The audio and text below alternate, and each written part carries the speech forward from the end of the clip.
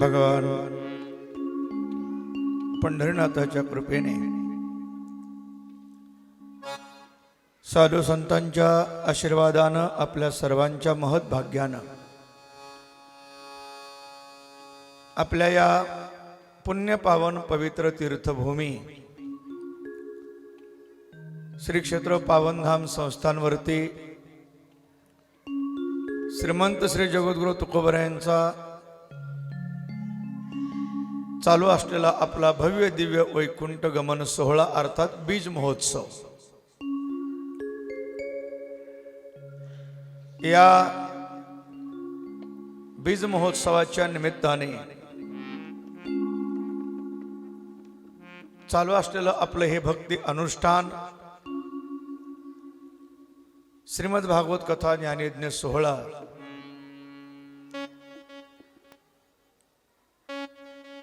मानवी जीवनाची समृद्धी, मानवी जीवनातली शुद्धता, मानवी जीवनातली समाधानता ज्या साधनेनं प्राप्त होत असते तो आहे परमार्थ. आणि या परमार्थ साधनेमध्ये आपलं प्रेम निर्माण व्हावं, आपली रती निर्माण व्हावी, याच्याकरता जे श्रवण करायचं त्याचं नाव कथा आणि कीर्तन आहे.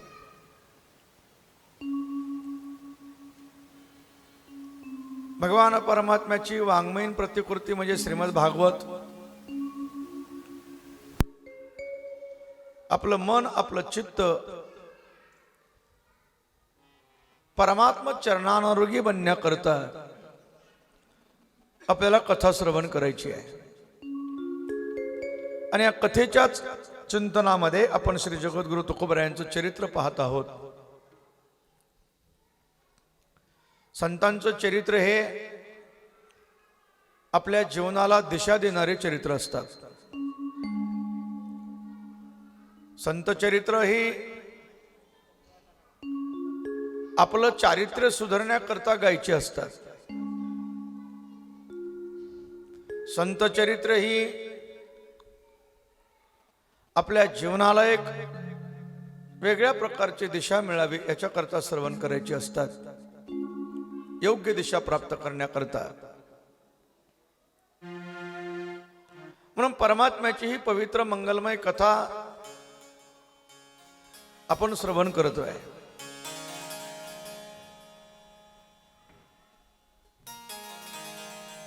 जीवनामध्ये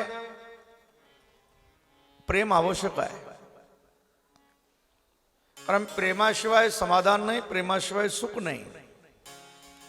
कन्नाथ बाबा लिहितात, प्रेम सुख देई, प्रेम सुख देई,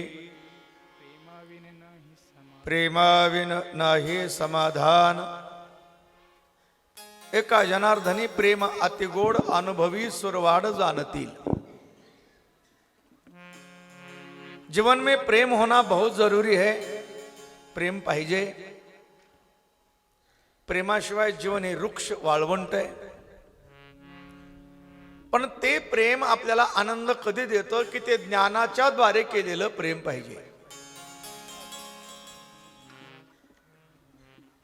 अज्ञानाच्या द्वारे केलेलं प्रेम हे नको त्या ठिकाणी आपल्याला प्रीती लावायला लावतं, आणि मग नको त्या ठिकाणी जडलेलं प्रेम हे आपल्याला दुःखाची अनुभूती प्राप्त करून देत असतं. जीवनामध्ये दुःख होण्याचं कारण एकच आहे की आपल्याकडे असणारे अज्ञानवृत्ती आणि त्या अज्ञानवृत्तीनं आपण केलेलं प्रेम हे दुःखाचं मूळ आहे, ती आहे.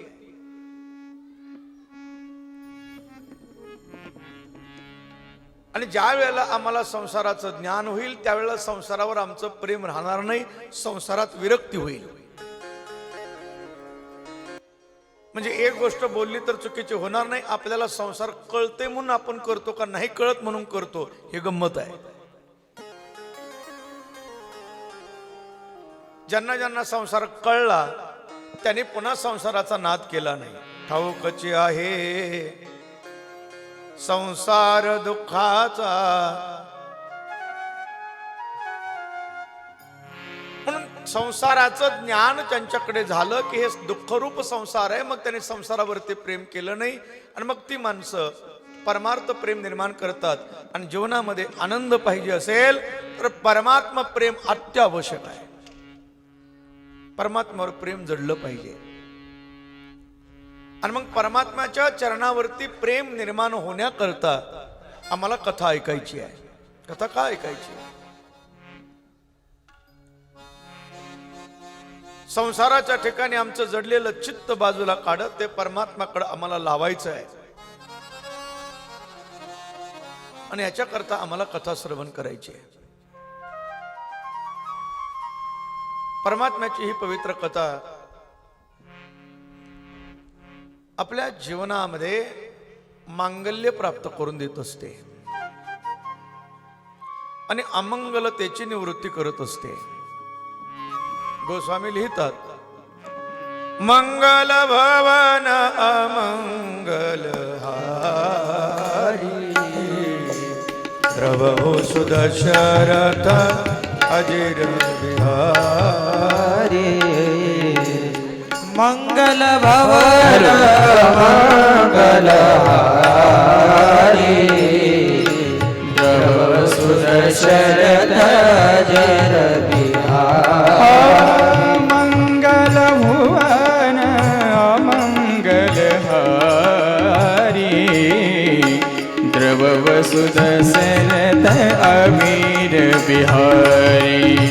द्रव सुदशरथ अमीर बिहारी. मंगल भवन मंगल हारी द्रव सुदशरथ अजिर बिहारी.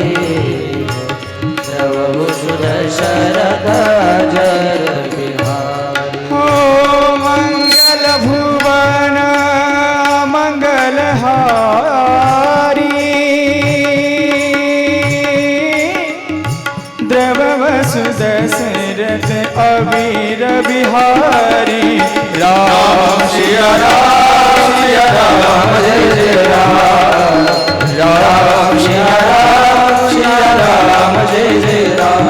हे राम सिया राम जय जय राम. राम सिया राम जय जय राम. राम सिया राम जय. मंगल भुवन अमंगल हरी. जरा थोडं व्यवस्थित कर, कालच्या सारखं झालं नाही सगळा मेळ. नाही असू दे, पण बघते. जीवनाला मंगलत्व प्राप्त करून देणारी ही परमात्म्याची कथा आहे. आपण काल पाहत होतो की ज्याप्रमाणे आपण सर्वजण या ठिकाणी कथा श्रवणाकरता एकत्रित आलेलो आहोत. आज आमचे हरिभक्तीपरायण राजाभाऊ महाराज पळसखेडकर पण आलेले आहेत. त्याचप्रमाणे नैमिषारण्यामध्ये हजारो ऋषीमुनी आपल्या आपल्या साधनेमध्ये रत असताना त्या ठिकाणी आचार्य सूत महाराजांचं आगमन झालं. आपण काल पाहिलं. आणि मग सूत महाराज सौनकादी ऋषींना 7 दिवसाचं श्रीमद भागवताचं अनुष्ठान सनत कुमारांनी कसं सुरू केलं याच्याबद्दल विचार केला.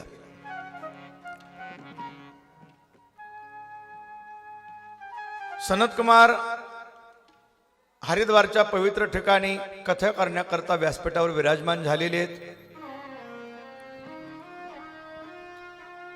ज्ञान आणि वैराग्य 2 वृद्ध आहेत, पण त्यांच्या उद्धाराकरता त्यांना उन्नती प्राप्त करून देण्याकरता कथेचं आयोजन चालू आहे. यजमान म्हणून नारद स्वतः आहेत, भक्तिमाता आणि तिघाकरता आसनं टाकलेली आहेत. हजारो संत त्या हरिद्वारच्या पवित्र वाळवंटामध्ये श्रवण करण्याकरता एकत्रित आलेले आहेत. आणि सनत कुमार त्या ठिकाणी कथेला प्रारंभ करतात. कथेला सुरुवात झाली. नारदाने एक सुंदर प्रश्न विचारला, गुरुदेव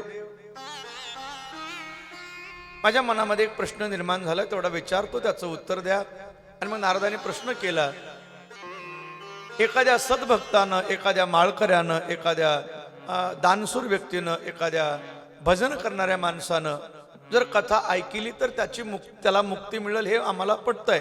पण एखादा भजन करणारा नाही, ना माळकरी आहे, खाऊन ते खातो, पिऊन ते पितो, जाऊन तिकडे जातो, असा दुष्ट, क्रोधी, कपटी, दुराचारी असा जर असेल आणि त्यानं जर कथा ऐकली तर त्याला मुक्ती मिळेल का नाही मिळेल? सरळ प्रश्न आहे. आपल्याही मनामध्ये हा प्रश्न येतो, एखाद्या सज्जन माणसाचा उद्धार होईल त्याच्यात काय नवल आहे?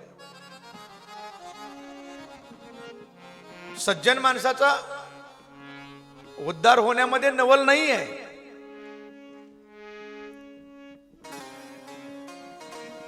कारण त्यानं केलेली सत्कार्य हे त्याच्या उद्धाराकरता कामयाबी येणारच आहेत. पण एखादा दुष्ट मनुष्य आहे, क्रोधी आहे, कपटी आहे, अशाचा उद्धार भागवतानं होईल का नाही होईल असा प्रश्न आहे. आणि हा प्रश्न सगळ्याला पडतोच आहे. शिवाजीराव तिकडे भागवतराव बसलेत ना आमचे पळसखेडकर, म्हणजे हा प्रश्न त्यांना का पडतोय मग त्यांच्या मागलं बघितलं मग तुमच्या लक्षात येत आहे. म्हणून म्हणलं माऊली, आणि माऊलीपेक्षा आप्पाला माहिती आहे, कारण तिथं जवळ गाव शिवाला शिवा असल्यामुळे सुद्धा करा.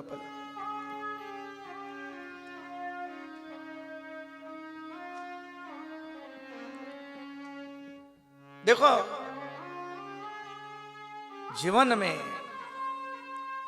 एक वाक्य ऐका, हे महत्वाचं आहे. जोपर्यंत आपल्याला कळत नाही तोपर्यंत काही केलं तरी चालेल, पण कळल्यानंतर करणं मोठा गुन्हा आहे. हे महत्वाचं आहे. एकदा आपल्या मनामध्ये लक्षात आलं की बस, मग मात्र सुधारायला पाहिजे. नारदाने प्रश्न केला म्हणजे आपल्या सर्वांकरताच प्रश्न केला की गुरुजी असं होईल का, होईल का? काय सुंदर उत्तर सनत कुमार देतात. ए मानवा पाप कृतस्तु सर्वदा, सदा दुराचार रता विमार्गगा, क्रोधाग्नि दग्धास कुटिलाश्च कामिनः, सप्ताह यज्ञेन कलौ पुनन्ति ते.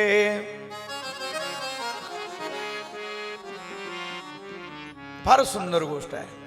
ए मानवा पाप कृतस्तु सर्वदा. सनत कुमार म्हणतात, नारदजी, अरे माणूस पाप करून करून किती पाप करणार आहे? अरे त्याचं पाप किती जरी तो पापी असला तरी त्यानं 7 दिवस जर परमात्म्याची कथा अतिशय मन लावून जर श्रवण केली आणि परमात्मा प्रेम त्याच्या अंतःकरणात जर निर्माण झालं तर किती जरी पापी, कुटील, कपटी जरी असला तरी त्याचा उद्धार झाल्याशिवाय राहत नाही. मेरा गोविंद, मेरा परमात्मा फार कनवाळू, कृपाळू आहे. ब्रह्महत्या रासी पातके अपार, वाल्मिक किंकर वंदे केला.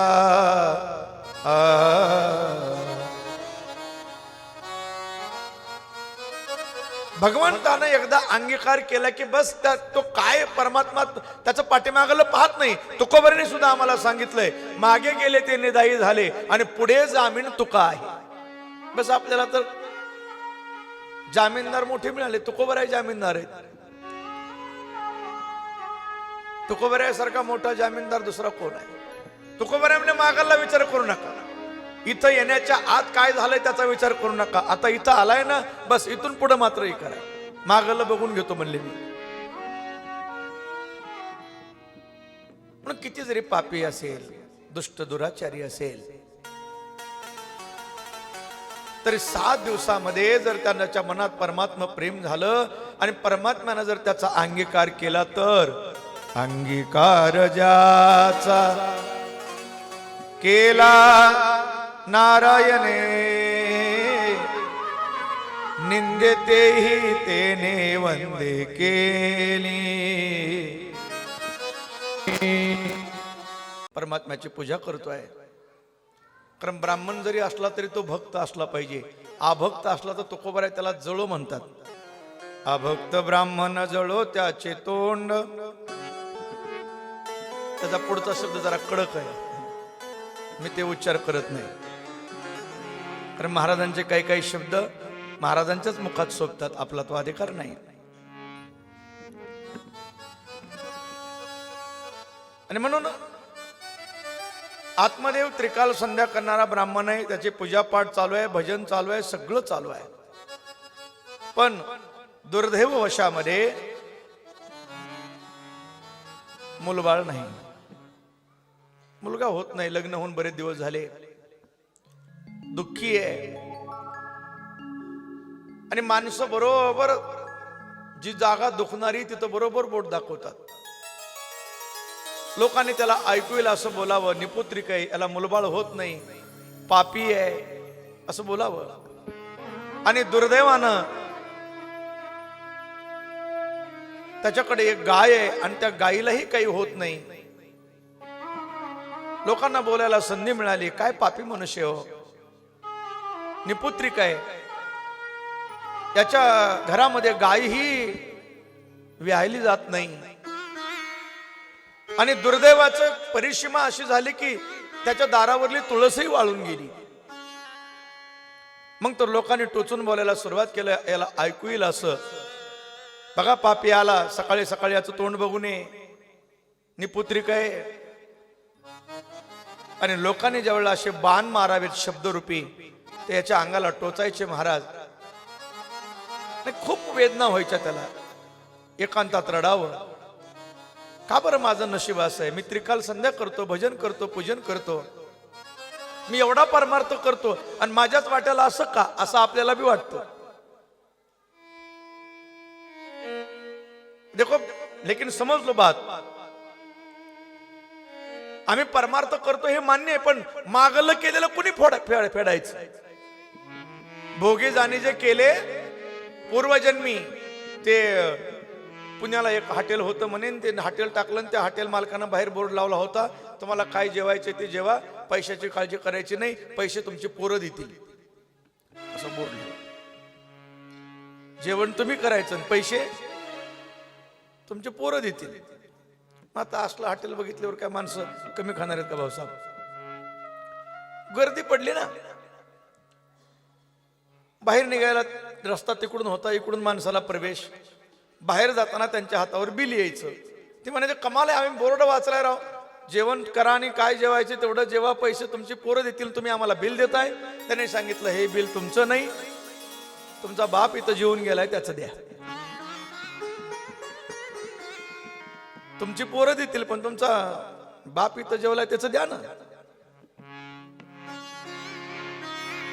लक्षात घ्या, हे कलियुग आहे. कलियुगामध्ये आताच उद्या फेडायचं नाही, आताच फेडायचं आहे. आणि आपलं केलेलं कर्म दुसरं कोणी फेडीत नसतं, ते आपल्यालाच फेडावं लागत असतं.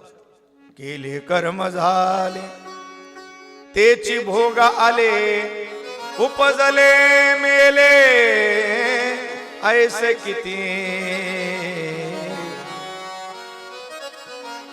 म्हणून एक वाक्य लक्षात ठेवा, कर्म करताना असं कर्म करावं की कर्म करताना आपण याद राखावी, कर्म करताना आपण लक्षात ठेवावं की हे केलेलं कर्म आपल्याला फेडावं लागणार आहे, हे जाणून कर्म करावं. कर्म कुणाला चुकत नाही महाराज, कर्म कोणालाही चुकलेलं नाही. कर्मे दशरथ योगे मेला, कर्मे राम वनवासा गेला, कर्मे योग घडला सीता देवीसी. कर्म मोठं गमतीचं आहे, कर्म कोणालाही चुकलेलं नाही, कोणी असो.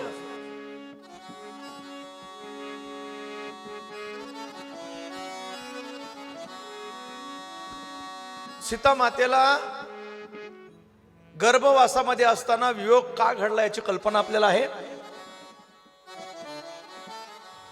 त्याचं कारण आहे त्यांचं कर्मच आहे. म्हणून आत्मदेवाला मोठं वाईट वाटायचं की मी परमार्थ करतो, मी त्रिकाल संध्या करतो, भजन करतो, पूजन करतो, आणि का माझं नशीब असं असेल, मला मुलबाळ होत नाही. वाईट वाटावं.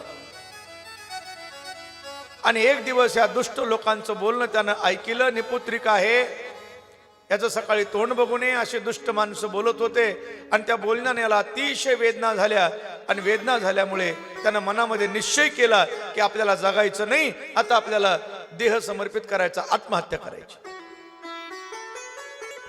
आणि आत्महत्या करण्याच्या विचारानं हा आत्मदेव जंगलाकडे निघाला आत्महत्या करायला. देखो बाप, समजलो, कुठल्याही समस्येचं उत्तर आत्महत्या नाहीये.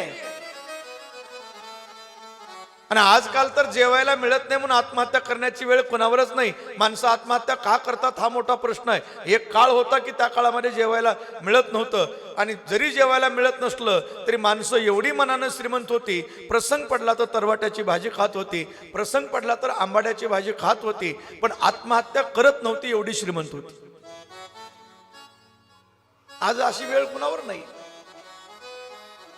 नको ती व्यसनं वाढली, नको त्या सवयी जडल्या, आणि त्याची पूर्तता करण्याकरता पैसे कमी पडू लागले की मग व्याजानं पैसे काढायचे, आणि त्याची पूर्तता नाही करता आली की आत्महत्या करायची. अरे आत्महत्या करणारा मेला का, भूत झाला का, पिशाचे झाला, हे नंतर बघू.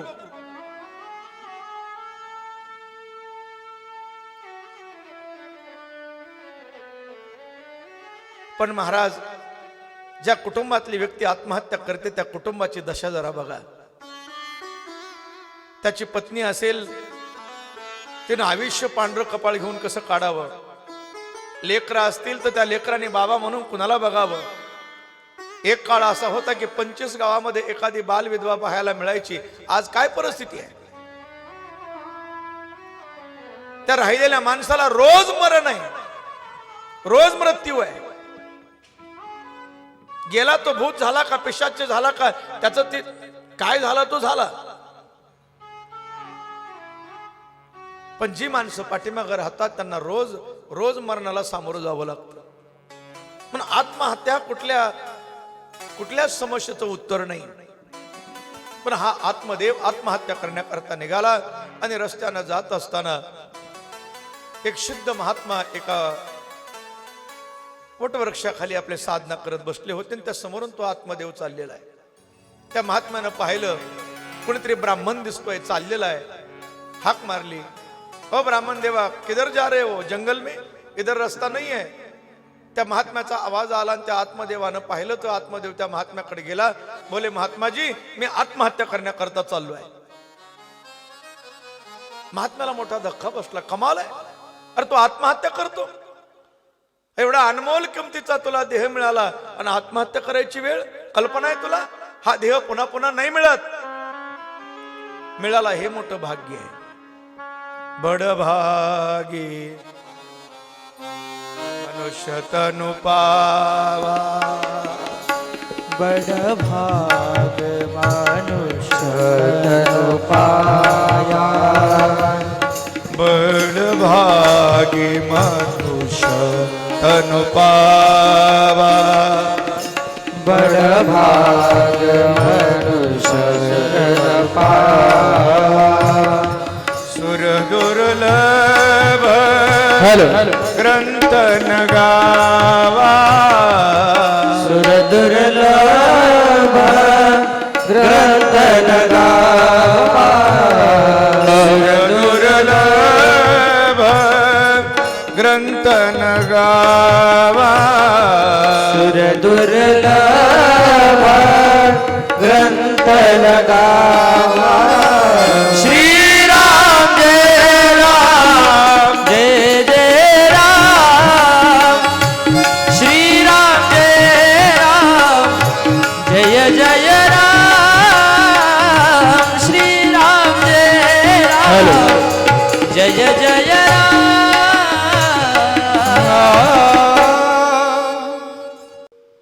बडभागी मनुष्य तनु पावा, सुर दुर्लभ ग्रंथ न गावा. मोठी भाग्याची गोष्ट आहे की परमात्म्यानं आपल्याला मनुष्य देह दिला आणि तो आत्महत्या करायला जातो. हे बरोबर नाही. हत्या करतो. आत्महत्या करण्याचं काय कारण आहे. त्यानं सांगितलं, बाबाजी मुझे बता दीजिए कि संसार में सुख किसी में होता है। हाँ, बाबा जी हसायले, संसार में सुख होता तो हम इधर क्यों आती। त्यांना प्रश्न काय विचारला, संसारामध्ये सुख कशामध्ये असतं असा प्रश्न विचारला त्यानं, कुणी आत्मदेवानं त्या महात्म्याला। महात्मा म्हणला संसारात सुख असतं तर आम्ही बाबाजी कशाला बनलो असतो। संसारी जरी सुख जोडे तरी का सेविती गिरीकडे, राज्य टाकून गेले थोडे ते काय वेडे म्हणावे। अरे संसारामध्ये जर सुख असतं तर जंगलामध्ये जाऊन तपश्चर्या साधू लोकांनी का केली असती, काय कारण आहे, कशा करता केली असते। नाही नाही पण त्यातल्या त्यात म्हणजे तूच सांग। म्हणजे मला सांग म्हणे, आतमध्ये म्हणतो बाबाजी मला असं वाटतंय की मुलबाळ जर असेल तर सुख आहे आणि मुलबाळ नसेल तर काय सुख आहे त्या संसारामध्ये, वाळवंटासारखा संसार, मुलबाळ पाहिजे। हे वाक्य कोणाचं आहे, दशरथ राजाचं वाक्य आहे। पुत्र हि नश्य मे राज्यम सर्वम दुःखाय कल्पते। राजा दशरथ आपल्या गुरुजींना म्हणतो, गुरु वशिष्ठांना, गुरुजी पुत्र हि नश्य मे राज्यम सर्वम दुःखाय कल्पते, मुलबाळ पाहिजे। महात्माजी हसले, हे भले आदमी तुला कोणी सांगितलं हे मुलं असली म्हणजे संसारी माणसं सुखी असतात म्हणून। बरं मला सांगा, मनातून सांगा, खरं सांगा, इथं खरं बोलावं असं म्हणते। ज्याला मुलं आहेत ते सुखी आहेत का ज्याला मुलं नाहीत ते सुखी आहेत।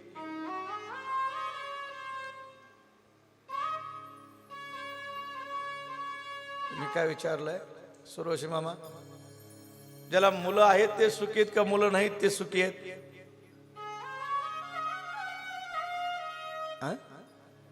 पाटील दिनकरराव पाटील, मुलं आहेत ते सुखी आहेत का मुलं नाहीत ते सुखी आहेत।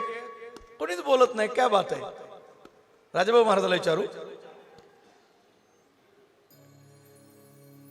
बोलत कोणीच नाही, कारण आहेत ते बी म्हणा की, मी कशाला म्हणू, आहेत ते बी दुःखी आहेत, नाही ते बी दुःखी आहेत। ज्याला नाही त्याला नाही म्हणून दुःखी, ज्याला आहे त्याला नसते तर बरं झालं असतं म्हणून दुःखी आहे।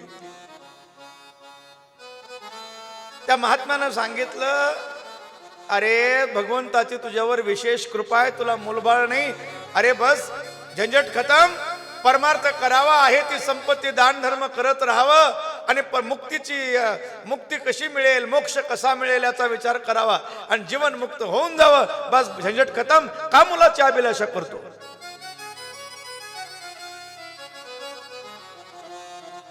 आणि जर तुला मुलगा पाहिजेच आहे असं वाटतंय ना तर भगवान कृष्णाला मुलगा मान, काय सुंदर गोष्ट आहे। तुला मुलाच पाहिजे तर कन्हैयाला मुलगा मान, गोविंद को मुलगा मान आणि परमात्म्याला मुलगा मानून त्याची सेवा कर, तो तुला सांभाळ करील।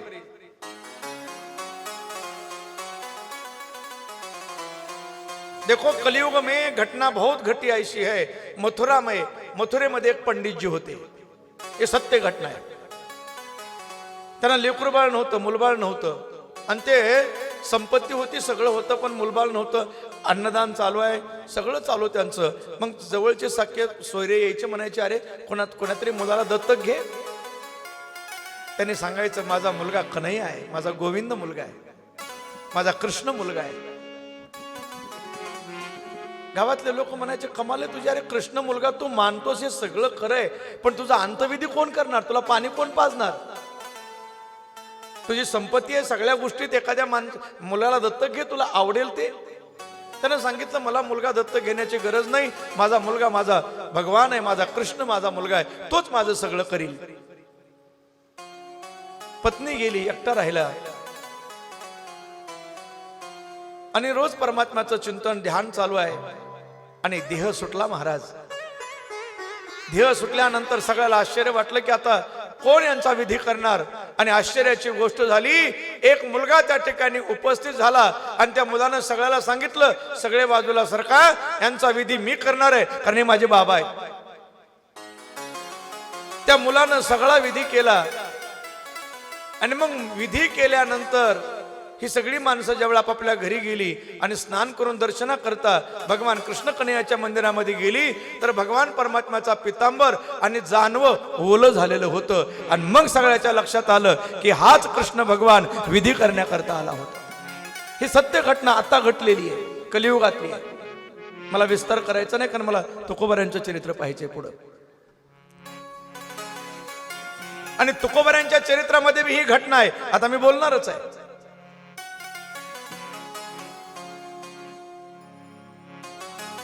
श्रीमंत श्री जगद्गुरु तुकोबाराय ज्या कुळामध्ये अवतीर्ण झाले त्या कुळाचे पूर्व इतिहास जरा बघा. त्याला आदी प्रकरण म्हणतात.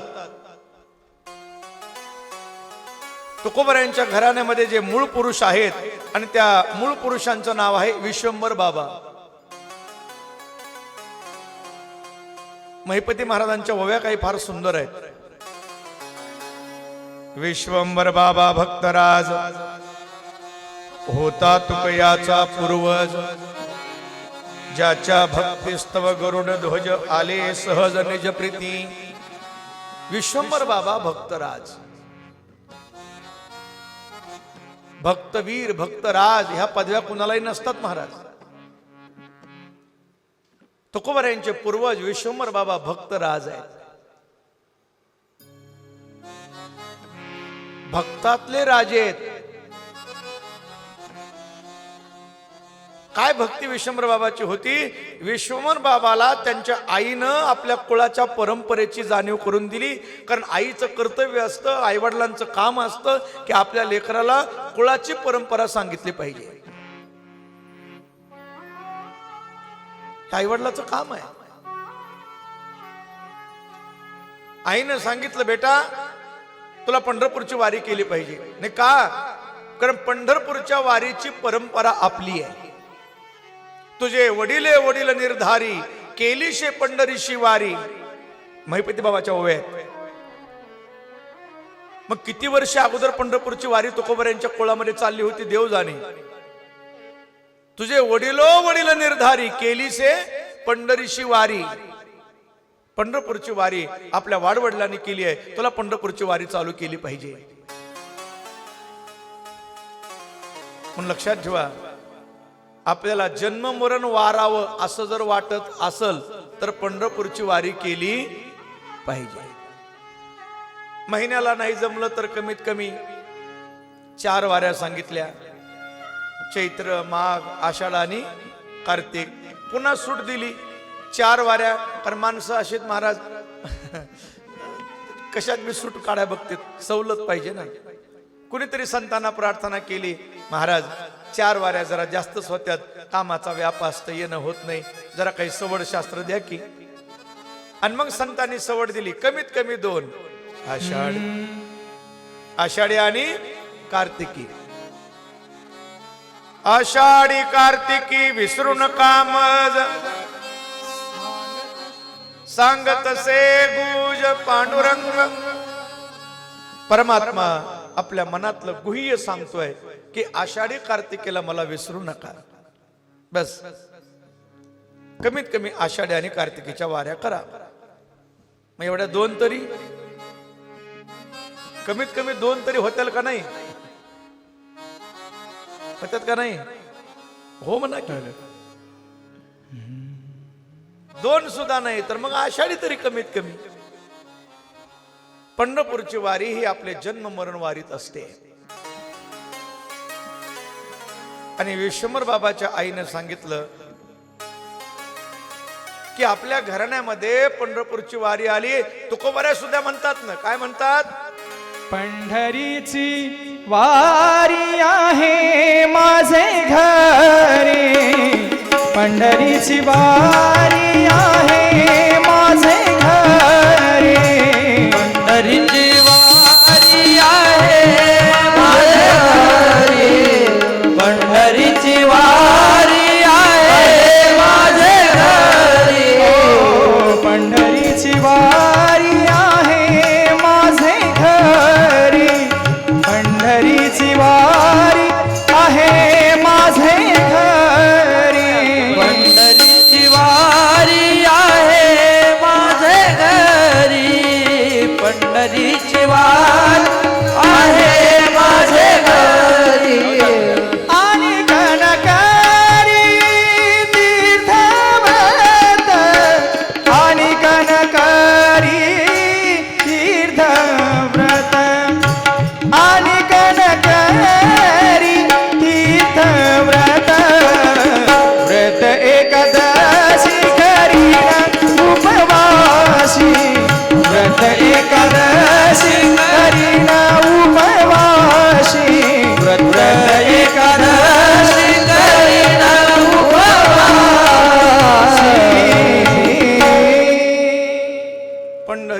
वारी घराण्यामध्ये पंढरपूरच्या वारीची परंपरा आहे, तुला वारी सुरू केली पाहिजे. बाबाला ते पटलं आणि विश्वंभर बाबाने पंढरपूरची वारी सुरू केली. पंढरपूरला गेले आणि पंढरपूरला गेल्यानंतर चंद्रभागेचं स्नान झालं, पंढरपूरचं क्षेत्र प्रदक्षिणा झाली आणि पांडुरंगाच्या मंदिरामध्ये प्रवेश केला. माझ्या भगवंताचं मनमोहक रूप पाहिल्याबरोबर प्रेम अश्रू वाहू लागले, गदगद हृदय झालं.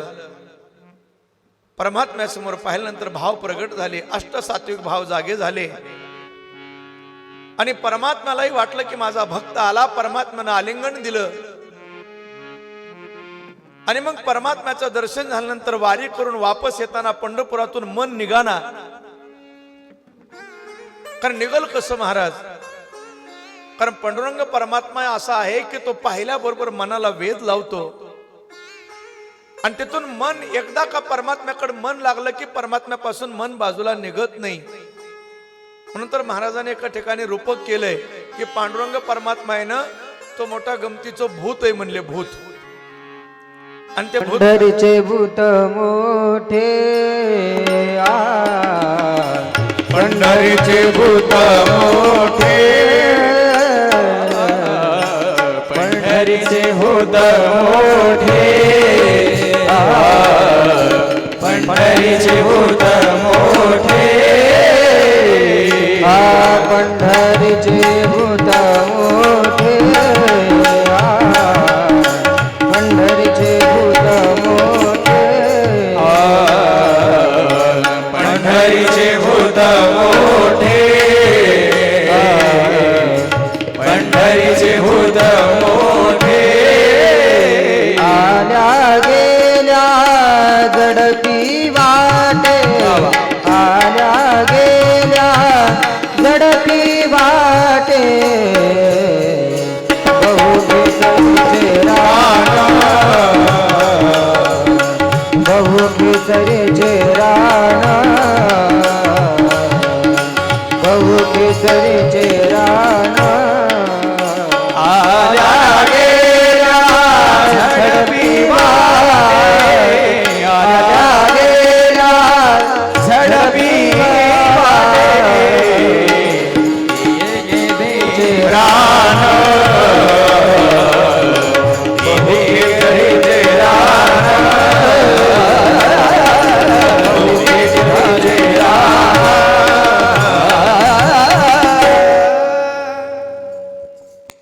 पंढरीचे भूत मोठे, आल्या गेल्या झडपी वाटे.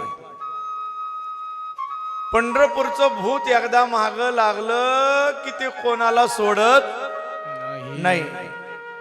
म्हणून तर भूत जबर मोठे ग बाई, असा एक अभंग आहे पांडुरंगाच्या संबंधाने. बघा, आषाढीच्या वारीला आलेली माणसं कोंडून ठेवली तरी घरात राहू शकत नाही. हा, पण ती मनानं आली पाहिजेत, शरीरानं नाही.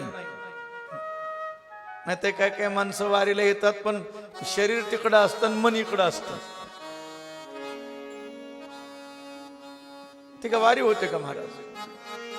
देहूला यायचं आणि पुण्यामध्ये यायला 2 दिवस लागतात. पुण्यामध्ये गावाकडली माणसं आली की लगेच सुरू करायचं, आमचं उगवलं का, गेलता का तिकडं? जातानाच पिरून गेला, लगे एक दिवस हातभरवर यायलो. पांडुरंगानं एकदा का परमात्म्याकडे मन लावलं की आता कोटे धावे मन, तुमची चरण देखलिया. परमात्म्याची चरण पाहिली, परमात्म्याला पाहिल्यानंतर पुन्हा हे मन तिथून बाजूला निघण्याकरता तयार होत नाही. आणि विश्वंभर बाबाची परिस्थिती तशी झाली महाराज. त्या पांडुरंग परमात्म्याचं वेळ लागलं, महागारी आले पण संसारात मन लागाना. लगे येणाऱ्या 15 दिवसाच्या एकादशीला परत पंढरपूरला गेले आणि कार्तिकी पासून आषाढी पर्यंत किती वाऱ्या केल्या त्यांनी? 16 वाऱ्या केल्या. 15 दिवसाला वारी. एकादशीला जायचं, परत वापस यायचं, परत एकादशीला जायचं, परत वापस यायचं. 15 वाड्या पायी देहूहून पंढरपूरला पायी वाऱ्या, त्याच्या मला काही गाड्या नव्हत्या. मग पायी कशा केल्या असतील? माणसं म्हणतील कमाल आहे, पायी कसे एवढं 180 किलोमीटर अंतर पायी कसे चलतील? महाराज त्या काळात माणसाची चालण्याची कॅपॅसिटी तेवढी होती. चलण्याची त्या टायमाला चलत होती माणसं.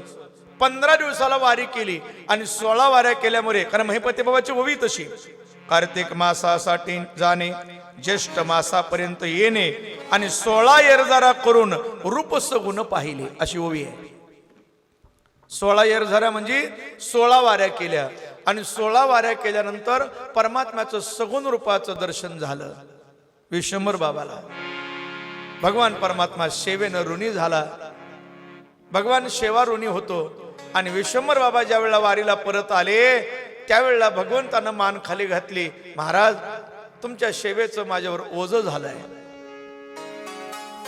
आणि मग विश्वंभर बाबाला पुढे थकवा येऊ लागला, चलणं अशक्य झालं.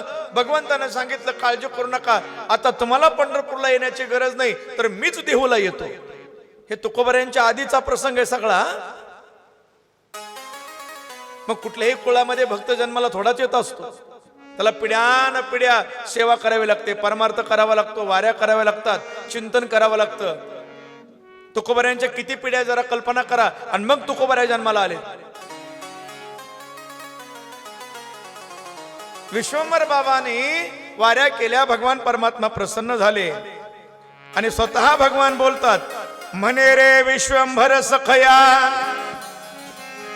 मजत्वा केले सेवा ऋणिया, मी आता आलो गावा तुमचिया, पंढरीशी यावया आज्ञा नाही.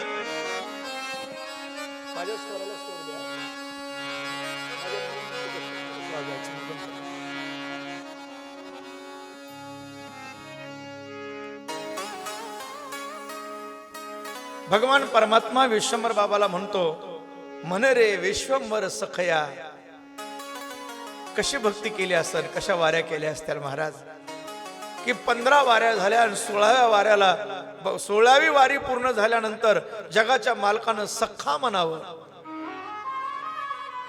कोण सखा म्हणतोय? सामान्य माणूस सखा म्हणत नाही, परमात्मा म्हणतोय, हे सखया विश्वंभरा, आता तुला पंढरपूरला यायला माझी आज्ञा नाही, तो पंढरपूरला येऊ नको, मीच पण तिथं देहूला येणार आहे. आणि तुमच्या माहितीच तो सांगतो, कदाचित तुम्हाला कल्पना नसेल, विठ्ठल रुक्मिणी एकत्र मंदिर कुठंच नव्हतं. विठ्ठल पुढे होते, रुक्मिणी पाठीमागं होते पंढरपूरला. पण पहिल्या प्रथम देहूला विश्वंभर बाबासाठी विठ्ठल आणि रुक्मिणी दोघं आलेली. आणि विश्वंभर बाबाला हा स्वप्न दृष्टांत झाला की आंब्याच्या वनामध्ये मी आलेलो आहे, सकाळी तिथं दिंडी घेऊन जा आणि तुला माझी भेट होईल. विश्वंभर बाबाने गावातल्या सज्जन लोकांना सांगितलं की मला स्वप्न पडलं आणि स्वप्नामध्ये असं भगवान म्हणाले की मी देहू गावाला आलोय, आंब्याच्या वनात आहे, मला न्यायला या, चला आपण सगळे जाऊ. गावातली माणसं हसायला लागली, ही असंच बरळतंय म्हणले. परमार्थ करून करून येड लागायचा आकार दिसायला. 15 वाऱ्या केल्यात आणि त्याला स्वप्नात बी ते दिसलं असं.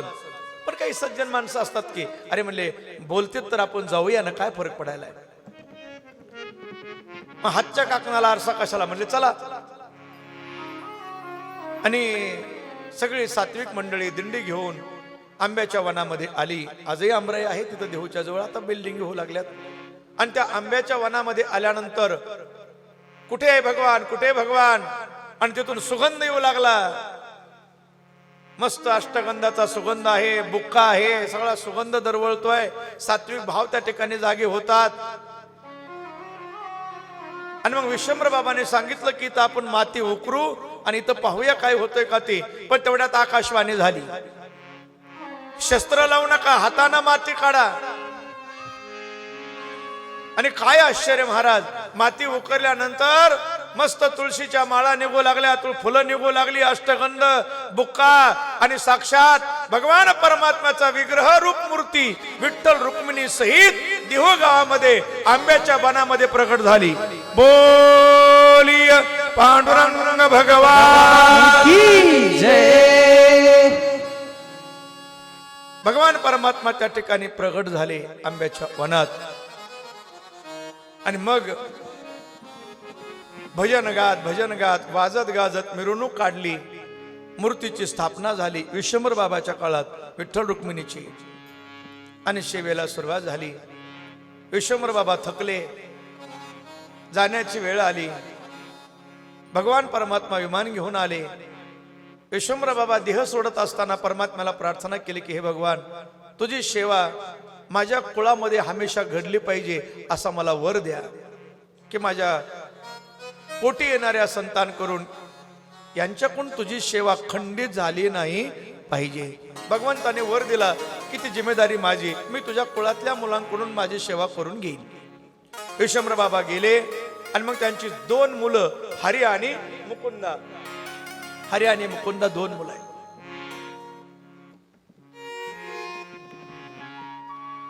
आणि आम्ही त्यांची आई आहे.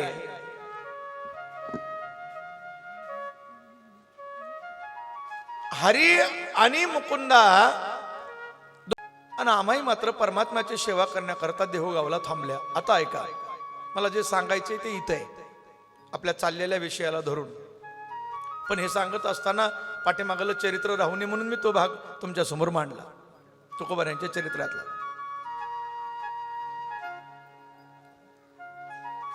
तुकोबारायांच्या पूर्वजांची परमात्म्याची सेवा किती होती आणि परमात्म्याचा आणि तुकोबारायांच्या कुळातल्या पूर्वज लोकांचा कसा संबंध होता हे आपल्या लक्षात येईल. आम्हीनं सेवा करायची, पण 2 मुलं गेल्यामुळं दुःख होतं. रडून रडून रडून रडून आम्ही थकलेले आहेत. पांडुरंगाची सेवा चालू आहे. रडून दारामधला एक शेवगा होता, त्यांच्या रडण्यामुळे तो वाळून गेला म्हणे. एवढ्या रडायच्या, एवढं दुःख. भगवंताचा तो धावा चालू होता. शेवटी भगवंतानं दृष्टांत दिला आमाईला. सांगितलं, का रडतेस? मी गुरुपुत्र उठवणारा कृष्ण कन्हैया आहे. तुझी मुलं तुला फार झालं तर मी आणून देतो, पाहिजेत का तुला? आम्ही सांगितलं, काय करायचे मला आता? तुझ्याशिवाय मला काही नको हे मी तुला वारंवार सांगितलंय. आम्हाला तूच पाहिजे. आणि महाराज आम्ही थकल्या. आणि थकल्यानंतर परमात्म्याची सेवा चालू आहे. जवळ सून नाही, ना मुलगा नाही, ना कोण सेवा करणार वृद्धावस्थेमध्ये.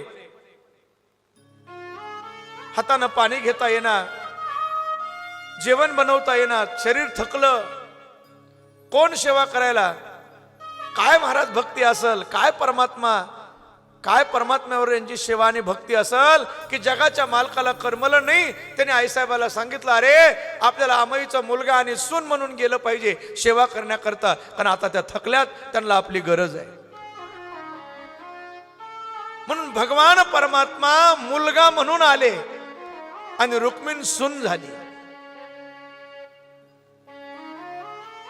सगळी महाराज सगळी कामं भगवंतानं केली. स्वयंपाक करून जेव घालावं, आंघोळ घालावी, सगळं कामं केलं. किती भगवंताशी नातं तुकोबारायांच्या पूर्वज लोकांनी जोडलं असेल जरा कल्पना करा.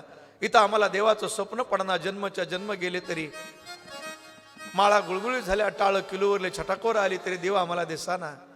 आणि साक्षात जगाचा मालक ज्यांचा मुलगा आणि सून म्हणून सेवा करण्याकरता येतो, केवढी भक्ती असेल, काय भाव असेल, काय परमात्मा प्रेम असेल. उगा कुठेही भक्त जन्माला येत नसतात. आणि परमात्मा स्वतः सेवा करण्याकरता आले. आणि एवढंच नाही, आईसाहेबांनी देह ठेवला आणि भगवंतानं सगळे विधी केले. महाराज सगळे विधी केले, अग्निसंस्कार केले, सगळं केलं. आणि ही बातमी सुनेला कळाली. आणि सुनेला कळल्यानंतर सून धावत आली देहूला, रडू लागले. सून आणि ती नातू, आई साहेबाचं आम्हाला काही करता आलं नाही, आम्ही माहेराला होतो, आम्ही अभागी आहेत, कुणी केलं असल. गावातले माणसं म्हणले, कमाल आहे तुमची, असं कसं? अहो तुम्ही तर केलं सगळं. ते म्हणले, मी नाही केलं, मी तर तिकडं होते. गावातले माणसं म्हणले, आम्ही बघितलं, तू इथं होतीस, सगळी सेवा करत होती तुझ्या सासूची, आणि नाही कशी म्हणतीस? आणि मग सगळं लक्षात आलं, हे भगवंताचा सगळा चमत्कार आहे, हे भगवंतानं केलंय. आणि मग त्यांचा जो मुलगा विठोबा आणि तो भगवान परमात्म्याकडे गेला, हातामध्ये शस्त्र घेतली आणि शस्त्र घेऊन भगवंताच्या समोर उभा राहिला आणि भगवंताला भांडू लागला, देवा ही तुझी नीती का? माझ्या बाबांना युद्धामध्ये मारलं, माझ्या आजीची सेवा मला घडली नाही, पण जगून काय उपयोग आहे? शस्त्र घेऊन मारायला गेला, भगवंताने त्याच्या शस्त्र हातामध्ये धरलं. अरे नाही, तुला कुळाची परंपरा पुढे चालवायची, कारण याच वंशामध्ये एक भक्तराज जन्माला येणार आहेत. हे भगवंताचे उद्गार आहेत. पुढे याची वंशी थोर अवतरेल वैष्णव वीर, तयाचेनी कीर्तन गजरे जगद उद्धार होईल. आणि पुढे याच वंशामध्ये शंकर, पदाजीचे बोलोबा, आणि मग बोलोबाच्या पुढे कनकाई मातेच्या पोटी तुकोबऱ्यांचा जन्म आहे. पुढे तो पुन्हा विषय आपल्याला घ्यायचा आहे. फक्त मला इथं आता मी काय सांगत होतो तुम्हाला, आत्मदेव त्या महात्म्याला विचारत होता की मला मुलबाळ नाही. इथून चाललंय आपला विषय तिकडं. कारण आपल्याला भागवत बघत बघत तिकडं तुकोबऱ्याचं चरित्र पाहायचं आहे. दोन्ही मध्ये गाठायचं आहे.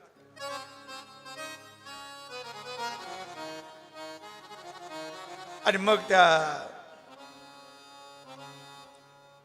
आत्मदेवानं त्या महात्म्याला विनंती केली, महात्माजी तुमच्याकडे सामर्थ्य असतं, तुमच्याकडे शक्ती असते, आणि तुम्हाला मला मूल होण्याचा आशीर्वाद देण्याची शक्ती आहे, काहीतरी देण्याचं सामर्थ्य आहे. एक काम करा, तुम्ही मला मुलगा होण्याकरता काहीतरी द्या, आणि जर तुम्ही देत नसाल तर मी आत्महत्या करायला जाईल, आणि मी आत्महत्या केल्याचं पाप तुमच्या डोक्यावर बसल. महात्मा म्हणला, फुकटच ह्याला बोलवलं, रस्त्यानं चालला होता ती. उगच आहे का नाही, ते आपल्या मराठीमध्ये म्हणून एक कळीम बस पाटकोळी, तसा कार्यक्रम झाला. महात्मा म्हणला, अरे मेरी बात सुन, नाही द्यायचा तर मुलगा द्या. आणि महात्माने आपल्या जवळ एक फळ काढलं, आत्मदेवाच्या हातामध्ये दिलं, जा हे फळ तुझ्या पत्नीला खाऊ घाल, असे नियम आहे, तेवढे नियम सांग, विधी सांग, आणि तुला मुलगा होईल, माझा आशीर्वाद आहे, जा. काय आनंद झाला महाराज त्या आत्मदेवाला. उड्या मारत नाचतच निघालं.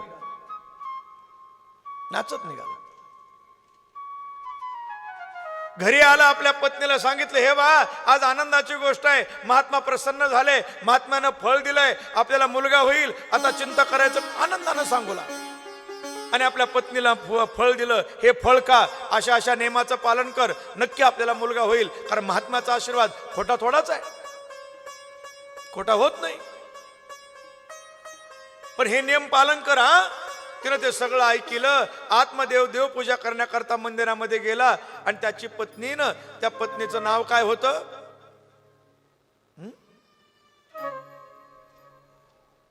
धुंदुली. डोळ्यावर धुंदी आलेली धुंदुली, धुंदुली होत. पती निघून गेले, तिने विचार करायला सुरुवात केली. माय म्हणे हे फळ खायचं, पण कसं खायचं? तेवढ्यात तिची एक मैत्रीण आली. का ग काय विचार करते? मी विचार करते म्हणे, हे माझे मालक आहेत ना, त्यांनी फळ आणलंय, महात्म्याचा प्रसाद आहे, आणि फळ खा म्हणजे मुलगा होईल म्हणतात, असं नियमाचं पालन कर. माय असं कुठं होत असतं का ग? तिनं सांगितलं, महात्म्याचा आशीर्वाद आहे, काय बिघडलं तुला खाऊन बघायला?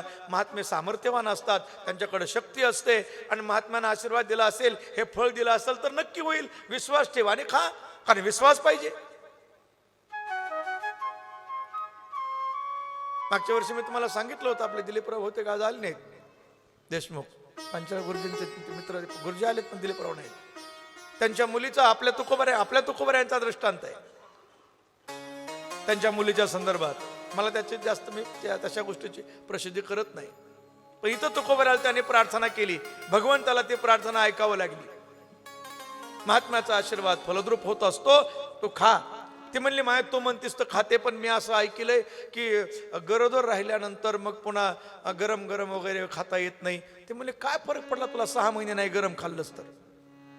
बरं म्हणले ठीक आहे नाही खात, पण तो म्हणतेस तर मी आता फळ खाते.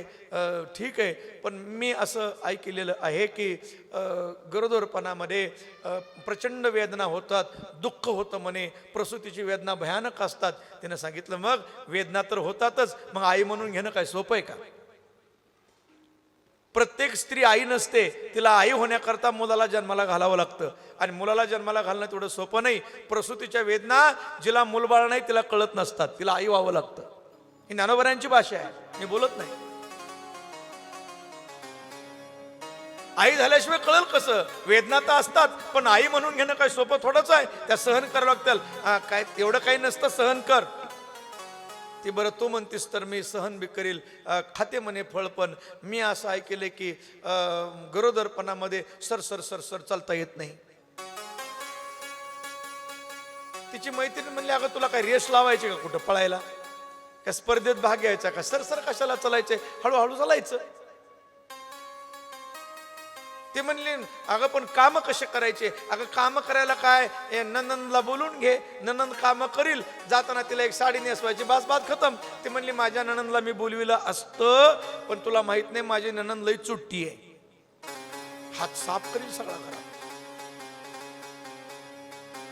ननंद विश्वास नसला तर एखादी नोकरीन लाव, पण खा.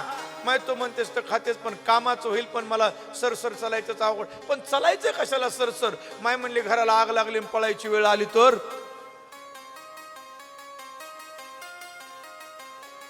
तिची मैत्रीण म्हणली माया खा नाही तर तिकडं तशीच मर. काय विचार करतेस तू, असं कुठं होत असतं का? तिला वैताग आला आणि ती निघून गेली. तेवढ्या दुसरी मैत्रीण आली, ती म्हणली का ग काय विचार करते? माय म्हणले हे फळ ऑनलाईन फळ खायचं, किती गरोदरपणाच्या वेदना सहन करावं लागतात, 9 महिने 9 दिवस पुन्हा कसं सहन करायचं. ती म्हणली बघ तुला एक सोपा उपाय सांगते. म्हणजे काय? तुला वेदना सहन करायची गरज नाही आणि मुलगा पण होईल. म्हणजे कसं काय? सोपं आहे. आता मी गरोदर राहण्याची चिन्ह आहेत, मला 4-5 आधीचीच मुलं आहेत, आणि माझा मालक पैशाचा लोभी आहे. माझ्या मालकाला पैसे दे, तू गरोदर राहण्याचं नाटक कर, मुलगा मला होईल, तुझ्या पुढे आणून ठेवल्या जाईल, आणि तू स्वतःला झाला म्हणून जाहीर कर, बात खतम. ते म्हणले वा वा वा वा, मैत्रीण असावी तर अशी असावी, एका मिनिटात समस्या खतम. पटलं तिला. पैशाला काय कमी म्हणले, मला लागेल तेवढे पैसे घेऊन जा. ठरलं महाराज. आणि म्हणले फळ काय करायचं? म्हणले असं कर, आपल्या गाईला खाऊ घाल, बघू तरी त्या फळाचा काय प्रभाव होतो ते. आणि त्या गाईला फळ खाऊ घातलं, आणि महात्म्याचा आशीर्वाद वाया जाईल कसा? त्या गाईलाही मुलं होण्याची चिन्ह दिसू लागली. हिनंही नाटक केलं होतं, आत्मदेवाच्या आनंदाला पारावार नाही, आणि बघता बघता आनंदाची खबर आली. गाईला मुलगा झालेला आहे. गोरं झालं नाही, गाईला मुलगाच झाला. महात्म्याचा आशीर्वाद होता, फक्त कान गाईसारखे आणि शरीर माणसाचं. गाईला मुलगा झाला. आत्मदेवाला मोठा आनंद वाटला, गाईला मुलगा झाला. तेवढ्या दुसरी खबर आली, महाराज आतमध्ये घरात पण मुलगा आहे, घरात एक मुलगा, बाहेर एक मुलगा. देव एक मागितला तो 2. आत्मदेव आनंदानं नाचू लागले, गाऊ लागले. आणि मग दोन्ही मुलाचे नामकरण करायचं निश्चित केलं. गाईच्या मुलाचं नामकरण अगोदर करावं, कारण त्या अगोदर जन्माला आलाय, म्हणून गाईच्या मुलाकडे आले. त्याची कान गाईसारखी असल्यामुळे नाव ठेवलं गोकर्ण. बोलिये गोकर्ण महाराज की जय. आणि मग आत वाड्यामध्ये गेले दुसऱ्या आपल्या मुलाचं नाव ठेवण्याकरता, आणि म्हणले हे माझं नाव आत्मदेव, माझ्या मुलाचं नाव परमात्मदेव. त्याची बायको म्हणले वा वा वा वा, 9 महिने 9 दिवस पोटात मी वावायचं, नाव तुमच्या नावावरून ठेवायचं, कोणी शिकविलंय? माझ्या नावावर नाव ठेवा. म्हणजे काय ठेवायचं? म्हणजे माझं नाव धुंदुली आणि माझ्या मुलाचं नाव धुंदुकारी. आत्मदेव म्हणा धुंदुकारी तर धुंदुकारी, मला मुलगा होण्याशी मतलब. काय नावावर पडलंय? धुंदुकारी तर धुंदुकारी. जुनी लोक लई आटास करत नव्हते नाव ठेवायचं. दगड्या धोंड्या काही बी नावं असायची, बघा तुम्ही जुनी नावं, दगडोबान धोंडोबान, लई नावं काही बी असं, काय त्याचा विचार नाही करायचा. आता काय महाराज 6 महिने तर रिसर्च चालतंय नावाचा. युट्यूबवर वेगळा, गुगलवर वेगळा, ते पुन्हा फेसबुकवर ह्याच्या त्याला सगळ्याला कमेंट, अमुक अमुक आता मला मुलगा झालेला आहे, नाव काय ठेवावं सुचवा. अख्ख्या जगातले लोक सुचवायला. आणि कुणाचं नसलं पाहिजे असलं ठेवायचं म्हणे. ते जुन्या काळामध्ये काही विचार नव्हता. धुंदुकारी तर धुंदुकारी नाव ठेवलं आणि आनंदामध्ये आत्मदेवाला आनंद आहे. मुलं लहानाची मोठी होऊ लागली. गोकर्ण जसंही त्यांना कळायला लागलं, चालायला येऊ लागलं आणि चालायला आल्यानंतर कळायल्यानंतर बाबाकडे आले. बाबा नव्हते पण बाबा मानायचे आत्मदेवाला. बाबा मी तीर्थयात्रेला जाऊ, जा बेटा. आणि गोकर्ण तीर्थयात्रेला निघून गेले. इकडं दुसरा जो मुलगा आहे धुंदुकारी, तो लहानाचा मोठं होऊ लागला. पण ध्यान द्या, बहुत बढिया बात, मुलाला जन्माला घालणं केवळ आईवडिलाचं काम नाही, त्या मुलाला संस्कारित करणं महत्वाचं आहे. आणि भारतातल्या माता मित्यावर तर फार मोठी जिम्मेदारी आहे. भारतातल्या माता माऊल्यांना मी नेहमी सांगत असतो, केवळ मुलं जन्माला घालणं महत्वाचं नाही, संस्कारित मुलं जन्माला घालणं महत्वाचं आहे. नाही तर काय करायचंय, मुर्गी के पुत घनो खुरवाडा भरलेला, कोई चिल्ली ले गई कोई बिल्ली ले गई. म्हणून मुला आई वडिलांचं कर्तव्य आहे की मुलाला योग्य संस्कार केले पाहिजेत. योग्य संस्कार, केवळ जन्माला घालणं महत्वाचं नाही, संस्कारित मुलं पाहिजे. हा धुंदुकारी लहानाचं मोठं होऊ लागला. एकुलता एक मुलगा. अब तो बहुत बढ़िया बात, एकुलता एक मुलगा असला तर डोळ्यात तेल घालून संस्कार द्यावे लागतात. लक्षात ठेवा, डोळ्यात तेल घालून. आणि आता दुसऱ्याचा काही संबंधच राहिलेला नाही. हम दो हमारे दो एकच आहे. फार सावध राहिलं पाहिजे, फार सावध. काही माणसं म्हणतात आम्हाला, महाराज आमच्या मुलाला काहीतरी सांगा. आता काय सांगा, जेव्हा सांगायचं तेव्हा सांगितलं नाही. तुला हाकायला पाहिजे महाराष्ट्राच्या बाहेर. जेवढं सांगायचं तेवढं सांगितलं नाही. कारण आमच्या धर्मशास्त्रामध्ये गर्भ अवस्थेमधून संस्कार सांगितलेले आहेत. गर्भवती स्त्रीनं काय ऐकलं पाहिजे, काय गायलं पाहिजे, काय वाचलं पाहिजे, हे सगळं शास्त्र आहे.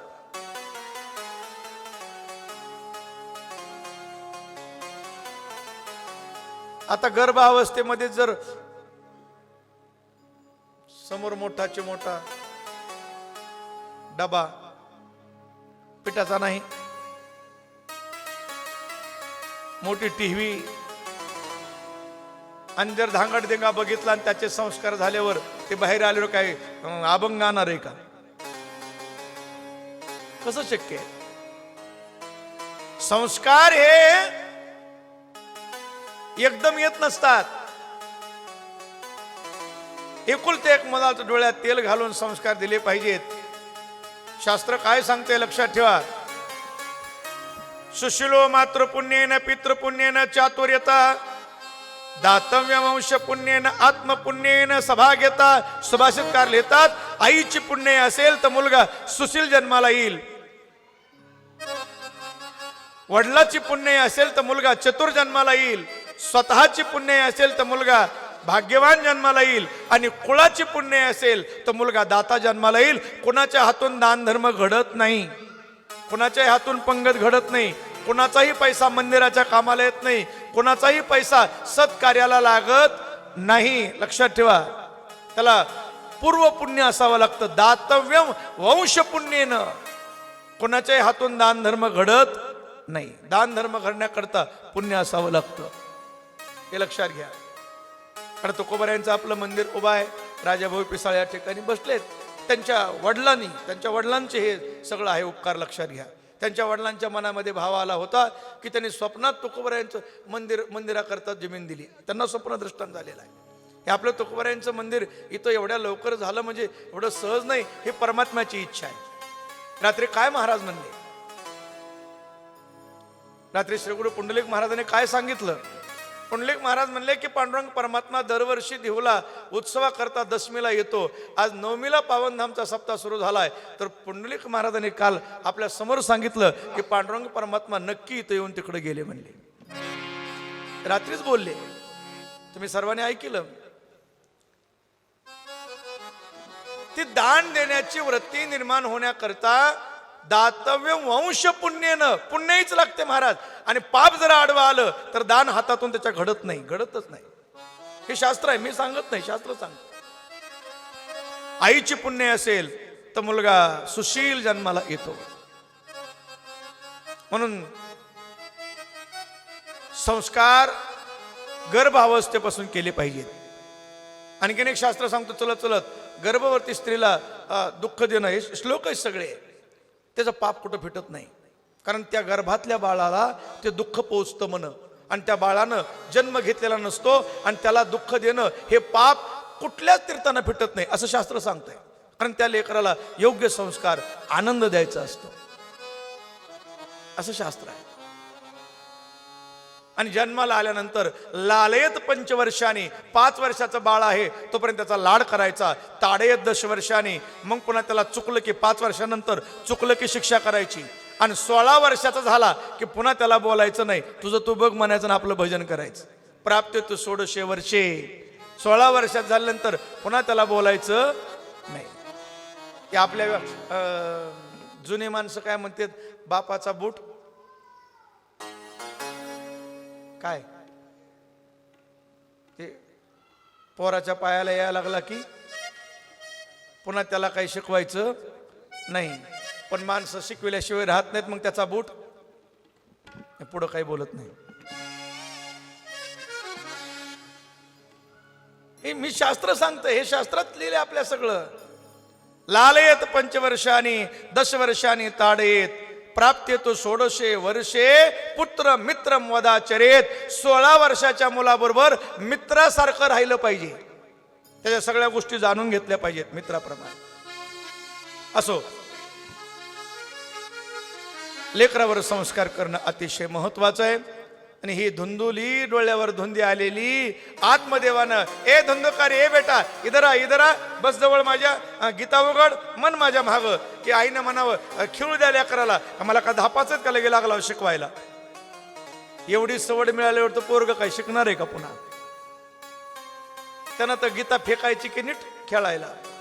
बघता बघता खेळता खेळता विट्टू दांडू खेळता खेळता डाव खेळू लागला. डाव खेळता खेळता आईला पैसे मागू लागला. आई पैसे दी. आईनं म्हणावं बेटा सगळं तुझंच आहे, काय आमचं घेऊन जा. मग तर संपलंच. डाव खेळता खेळता पैसे हारू लागला आणि पैसे हारल्यानंतर पैसे कमी पडू लागले.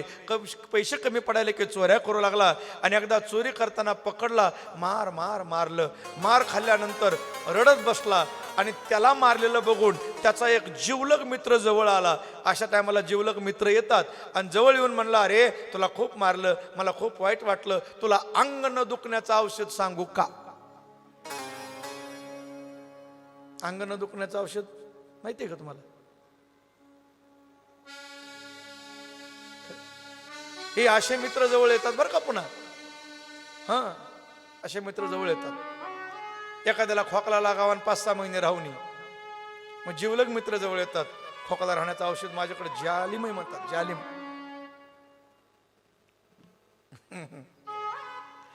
त्यानं राहतो का पुन्हा कायमचाच खोकला. तुला अंग न दुखण्याचं औषध सांगतो. सांग ना काय औषध आहे. बरोबर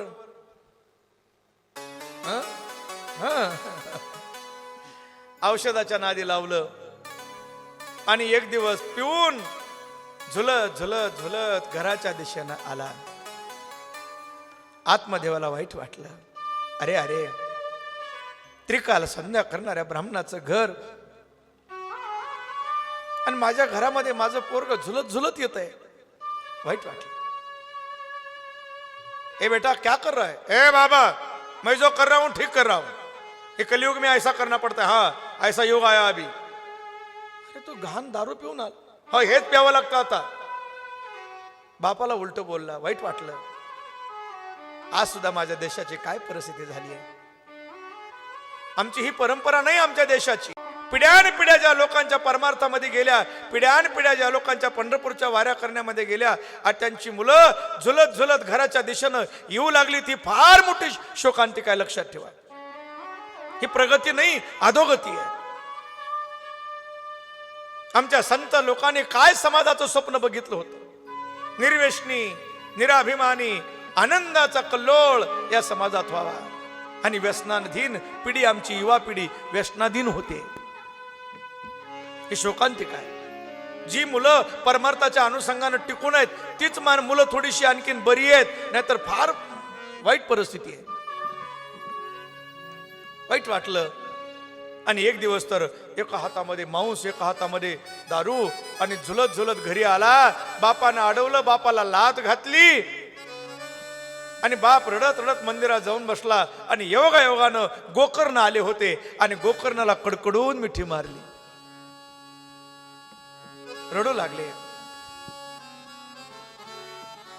बेटा, अरे घरामधून जाणं एवढं वैराग्य माझ्या मनात नाही आणि या घरामध्ये राहण्याची ताकद राहिली नाही, कारण मंदिरासारखं पवित्र घर तुझ्या त्या भावानं धुंदुकारीनं अपवित्र करून टाकलंय, अपवित्र केलं. कसं राहू? आणि मग गोकर्णाने सुंदर उपदेश केला. बाबा, तुमचं मन जे आहे ना, हे मन एव मनुष्यानाम कारणम बंद मोक्षयो. या मनामुळे तुम्ही इथं अडकून पडलात. तुम्ही एक काम करा, तुमचं मन या संसारातून बाजूला काढा आणि परमात्म्याच्या चरणाकडे लावा. मन को विषय से हटाते चलो, मन को विषय से हटाते चलो, कृष्ण गोविंद गोपाल गाते चलो, कृष्ण गोविंद गोपाल गाते चलो. टाळी वाजून म्हणा.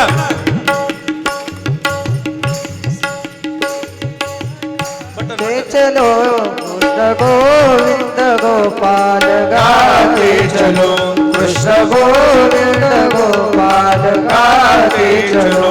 मन को विषय से हटाते चलो, मन को विषय से हटाते चलो, जय हो. कृष्ण गोविंद गोपाल गाते चलो, कृष्ण गोविंद गोपाल गाते चलो. बोलो. विषय से हटाते चलो, मन को विषय हटाते चलो, कृष्ण गोविंद गोपाल गाते चलो, कृष्ण गोविंद गोपाल गाते चलो, कृष्ण गोविंद गोपाल गाते चलो. दुख में तड़पो नहीं, सुख में भूलो नहीं, तड़पो नहीं, सुख में भूलो नहीं, दुख में तड़पो नहीं, सुख में भूलो नहीं, दुख में तड़पो नहीं, सुख में भूलो नहीं. प्राण जाए मगर नाम भूलो नहीं, प्राण जाए मगर नाम भूलो नहीं, प्राण जाए मगर नाम भूलो नहीं, प्राण जाए मगर नाम भूलो नहीं. मुरली वाले को मन में रिझाते चलो, मुरली वाले को मन में रिझाते चलो, कृष्ण गोविंद गोपाल गाते चलो, कृष्ण गोविंद गोपाल गाते चलो, कृष्ण गोविंद गोपाल गाते चलो, कृष्ण गोविंद गोपाल गाते चलो, कृष्ण गोविंद गोपाल गाते चलो. काम करते चलो ना. गोकर्णानं अतिशय सुंदर उपदेश केला. बाबा, हे मन संसार बंधाला कारणीभूत आपलं मन आहे.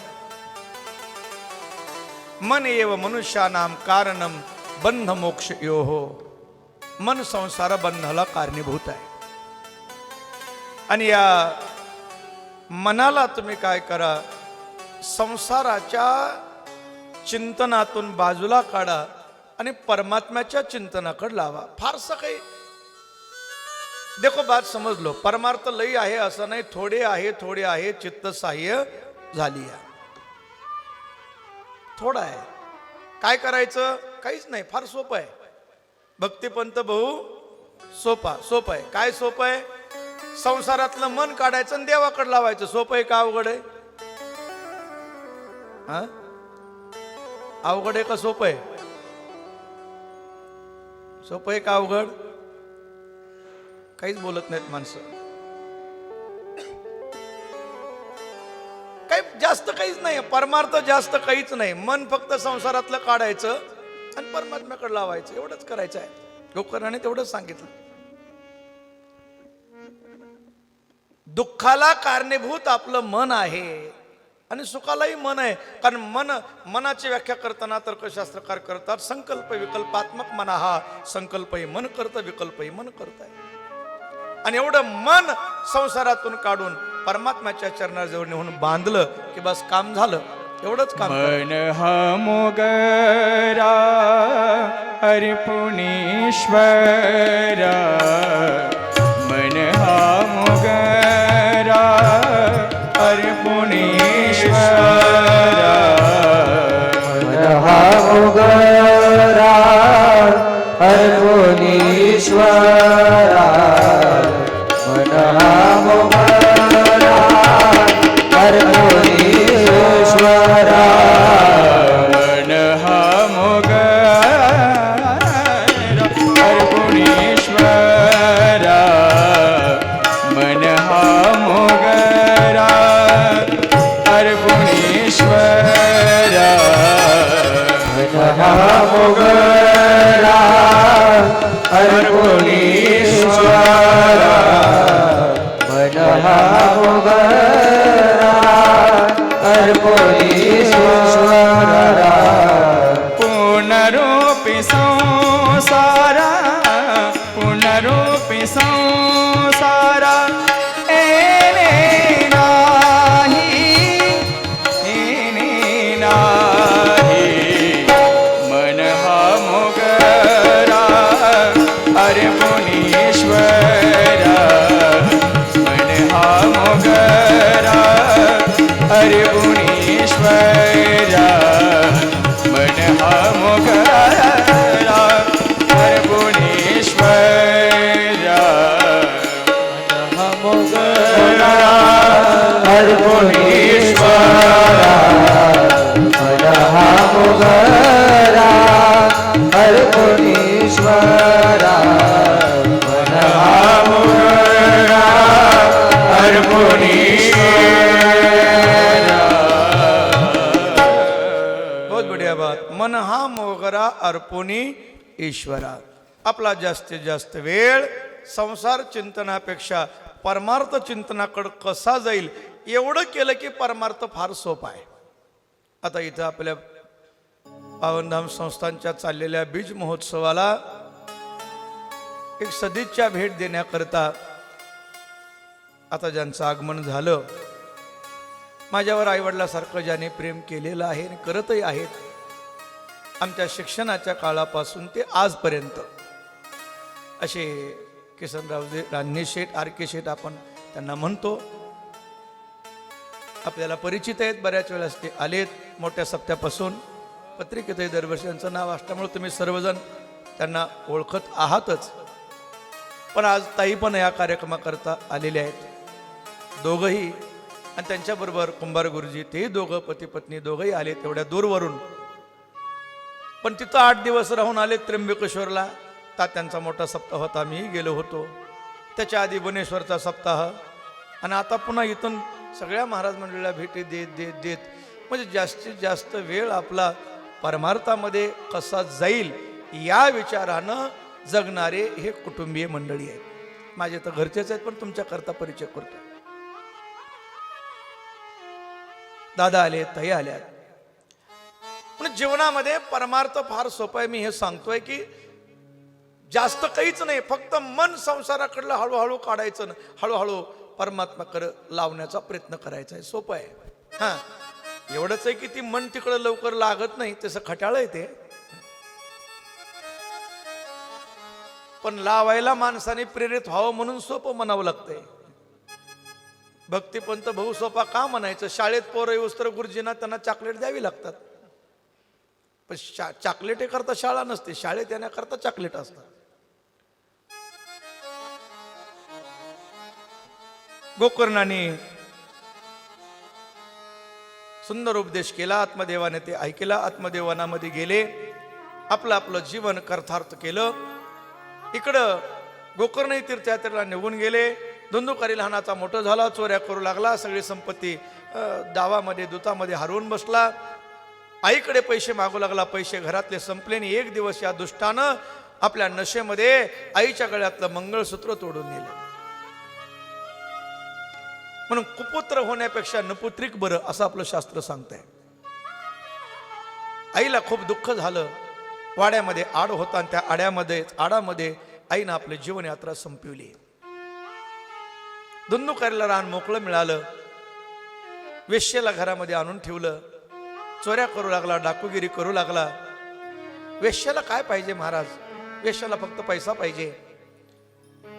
आणि राजानं एक वेळेला पकडलं. वेश्येच्या लक्षात आलं की राजाची नजर याच्यावर पडली आहे, याच्या नादानं आपल्याला जेलमध्ये जावं लागेल, कुछ करना पडेगा, याच्यापासून सुटका पाहिजे असेल, याला मारून टाकू.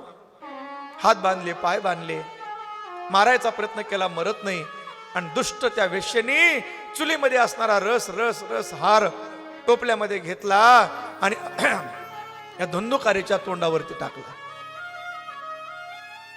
तडफडून देह सुटला. डोळे बाहेर पडले, जीभ बाहेर आली. त्या वेश्येने त्याला ओढत ओढत आडात टाकून गेलं. वेश्या निघून गेल्या. आणि काही दिवसानं गोकर्ण परत आपल्या गावी आले. संध्याकाळची वेळ आहे. पुजाऱ्याला कशाला त्रास द्यायचा मंदिर उघडण्याकरता? आपल्या बाबाचा वाडा पडलेला आहे, तिथंच घंटाभर भजन करू. दरवाजा उघडला, आतमध्ये गेले, आसन टाकलं, आसन टाकून बसले, डोळे बंद करून ध्यान करायला सुरुवात केली. पण आज विचित्र प्रकार झाला. ध्यान करत असताना परमात्म्याचं रूप समोर नाही, चित्र विचित्र आवाज आणि भयानक दृश्य दिसू लागले. भयानक दृश्य दिसू लागले. कमाल वाटले, आश्चर्य वाटलं. डोळे उघडले, पुन्हा शांतता, पुन्हा डोळे बंद केले, ध्यान लावलं की पुन्हा विचित्र आवाज, भेसूर भेसूर आवाज, भयानक आकृत्या समोर आल्या. ऐसा क्यों हो रहा है? सिद्ध महात्मा होते गोकर्ण. हातात पाणी घेतलं, समोर फेकलं. कोण आहे? समोर आहे. आज माझ्या भजनामध्ये विक्षेप का होतो? ध्यान लागत नाही. कोण आहे? आणि तिकडून आवाज आला, दादा दुसरा कोणी नाही, मी तुझा भाऊ धुंदुकारी आहे. मी प्रेत झालोय, पिशाच्च झालोय, मला खूप यातना होतात, मी शरण आलो, मला याच्यातून मुक्ती दे. गोकर्ण म्हणला, अरे मी तुझं पिंडदान वगैरे केलं, माझी मुक्ती पिंडदानानं होणार नाही. काय करावं? मोठा प्रश्न पडला. आणि सकाळी सकाळी वाड्याच्या बाहेर आले, गावातले लोक जमा झाले. गोकर्ण महाराज आले, गोकर्ण महाराज आले, सगळे दर्शनाला. महाराज कुठल्या तीर्थयात्रेला गेलतात? काय पाहिलं? अरे तीर्थयात्रेचं नंतर सांगतो, माझ्या घरात मी भूत पाहिलं, पिशाच्च. गावातले माणसं म्हणले, त्यात काय नवलंय? म्हणे, का तुमचा भाऊ वागून तसा वागत होता, खाऊन ते खात होता, पिऊन ते पित होता, ते भूत होईल नाही तर काय साधू होईल? अरे पण त्याची मुक्ती करायची, मला तो शरण आलाय, मला अशाची मुक्ती होत नाही महाराज. गोकर्णानं सूर्य भगवंताला प्रार्थना केली, हे सूर्य भगवान काय करावं? सूर्यानं वरून आकाशवाणीनं सांगितलं, श्रीमद भागवतान मुक्ती सप्ताह वाचनम कुरु. 7 दिवस भागवताचं अनुष्ठान करा, मग मुक्ती होईल. स्वतः गोकर्ण विद्वान होते. व्यासपीठ तयार केलं. गोकर्ण व्यासपीठावर बसले आणि हजारो लोक समोर कथा श्रवण करण्याकरता एकत्रित आले आणि आव्हान केलं, ए धुंदुकारी, तुझ्या उद्धाराकरता कथेचं अनुष्ठान करतोय, येऊन श्रवण करायला बस. धुंदुकारी आला, पण पिशाच्याला स्वतःचं शरीर नसतं. हे भूत प्रेत त्यांना स्वतःचं शरीर नसतं. मग ते दुसऱ्याच्या शरीरात जाऊन आपलं कार्यक्रम उरकून घेतात, आपलं काम उरकून घेतात. पण ते एक ऐका, ध्यान दे करसो ना, बहुत बढिया बात. ज्याच्या गळ्यात तुळशीची माळ आहे त्याच्या गळ्यामध्ये येत, त्याच्याकडे ते येत नाही. ओरिजिनल तुळशीची, डुप्लिकेट लाकडाची घालून घ्यायची नाही सप्त्यापुरती. तुळशीची माळ ज्याच्याकडे आहे त्याच्या गळ्यात येत नाहीत, पण कथेला येतात, एवढं मात्र नक्की. मग बघा भाऊ, आता मला काय करायचं? ते म्हणतात, आधीच तर कामामुळे आम्ही धापा चालू हरभरे काढायचे सोडून. पुन्हा तुम्ही असं म्हणलं की मग ह्याच्यातले अर्धे आणखीन गायब होतील. तुम्ही काळजी करू नका, आपण मंडपाच्या आत येऊ देत नाही, तू काळजी करायचं काम नाही. मंडपाच्या बाहेर लिहिले आपलं काही बोली नाही. येतात. धुंदुकारी आला, बसावं कुठं? एक वेळू बांबू होता, त्या बांबूमध्ये त्यानं प्रवेश केला. कथेला प्रारंभ झाला. गोपाल कृष्ण भगवान की जय. पहिल्या दिवसाची कथा झाली, एक गाठ सुटल्या गेली. 7 गाठी असतात, 7 बंधनं तुटली. शेवटच्या दिवसाची कथा झाली, जय जयकार झाला. गोपाल कृष्ण भगवान की जय. धुंदुकारी मुक्त झाला, दिव्य देह मिळाला, भगवंताचे पार्षद आले, विमानामध्ये बसून निघाला. इकडं आरतीची तयारी चालू आहे, तिकडे विमान चालू आहे. तेवढ्यामध्ये लक्ष गेलं गोकर्ण भगवंत महाराजांचं. विमानवाले, रुको रुको रुको. बोले क्या हुआ, रुको. ते कुणाला घेऊन चाललात? तो धुंदुकारी बोलायला, दादा मला ओळखलं नाही, मी तुझा भाऊ आहे, कथा ऐकली, मला दिव्य शरीर मिळालं. ए थांबा थांबा म्हणले, थांबा. म्हणजे का माझा भाऊ म्हणून वशिला लावला काय? एवढ्या लोकांनी कथा ऐकली, एकट्याला घेऊन चाललात? त्यावेळेला ते भगवंताचे पार्षद बोलले, श्रवण भेदेन. कथा ऐकायला सगळे आले होते, पण कथा एकट्यानंच ऐकली. म्हणजे बाकीचे बसले होते. कथा ऐकणं वेगळं आणि कथेत बसणं वेगळं आहे का नाही? बसणं वेगळं आणि ऐकणं वेगळं. ऐकलाय सगळे आलते, पण ऐकत कोणीच नव्हते. बसले होते सगळे, पण ऐकत होता एकटा धुंदुकारी, बाकी फक्त बसले होते. तसे इकडला वर्ग थोडासा मात्या मावल्या याच्यातल्या 70-80% रिटायरमेंट मधल्या जरी इकडे आल्या असल्या तरी सुनानं नीट हारभर गोळा केला असेल का नाही, आबाळगार जायला होतं, पोरग तसलंच आहे, माय काढबा झाकला का नाही, चालूच आहे जप इकडं. मला ऐकू येते ते, काळजी करू नका. काय आहे सध्या दादा आमच्याकडं जरा घाई आहे कामाची यावर्षी, आणि 2 दिवसापूर्वी पाऊस येऊन गेला, ज्वारी पडला शेत, आता घास घरात आणायचा आहे तर ती पाऊस घाला, त्यामुळे एवढी कामाची मिठी आहे की भयंकर दाटी आहे. गेल्या वर्षी कामं होते, पाऊस नव्हता, दुष्काळ होता, रब्बीच नव्हती. पहिल्या दिवशी फुल मंडप, परेशान जीव घालणारी माणसं सगळी. आता थोडस घरातलं एक जण आलं, एक जण बारी बारीनं चालू आहे कार्यक्रम. आता इकडली बाजू भरली, आता इकडली राहिली जरा. संध्याकाळी भरती ती कामं करून दिवसभर संध्याकाळी येतात. जरा दिवसात आता ते बी महत्वाचं आहे. ते घाटे जर नाही गोळा केले तर पण आपलं कसं भागायचं, ते बी गोळा करावंच लागतंय. त्यामुळे जास्त बंधन करता येत नाही. त्या पार्षदाने सांगितलं श्रवण भेद आहे ना, श्रवणाचा भेद आहे, आणि म्हणून एकट्याला घेऊन चाललो. बाकीचे लोक म्हणले महाराज कृपा करा, डबल कथा करा, आम्हाला वैकुंठाला जायचंय. पुन्हा गोकर्ण महाराजांनी कथा केली आणि सर्वांना घेऊन गोलोक धामाला गेले. बोलिये गोपाल कृष्ण भगवान की जय. आणि मग सर्वांना घेऊन गोलोक धाम गोकर्ण भगवान गेले. सूज्य महाराज सौनकादी ऋषींना सांगतात, सनत कुमार नारदाला सांगतात, एक बार भजन गाना तर जरूरी है, कारण बहुत देर हो गई भजन गायाच नाही. आज भजन झालं नाही, कारण तुकोबऱ्यांचं चरित्र चालू आहे आमचं, जरा दोन्ही मिक्सिंग चालू आहे. कथा बी आणि तुकोबऱ्याचं चरित्र, असं दोन्ही आम्ही सांभाळत आमची कथा पुढं चालली आहे. त्यामुळे जर आज व्याख्यानामध्ये जास्त वेळ गेला, एकदा भजन करू आणि मग पुढं थोडंसं चिंतन पाहून वेळेवर आपल्याला आरती करायची आहे. जय जय राधार मन हरि बोल, जय जय राधार मन हरि बोल, जय जय राधार मन हरि बोल, जय जय राधार मन हरि बोल. बोलो जय जय राधार मन हरि बोल, जय जय राधार मन हरि बोल, जय जय राधार मन हरि बोल, जय जय राधार मन हरि बोल, जय जय राधार मन हरि बोल, जय जय राधार मन हरि बोल. हरी बोलो. जय जय राधार मन हरि बोल, जय जय राधार मन हरि बोल, जय जय राधार मन हरि बोल, जय जय राधार मन हरि बोल. जय हो.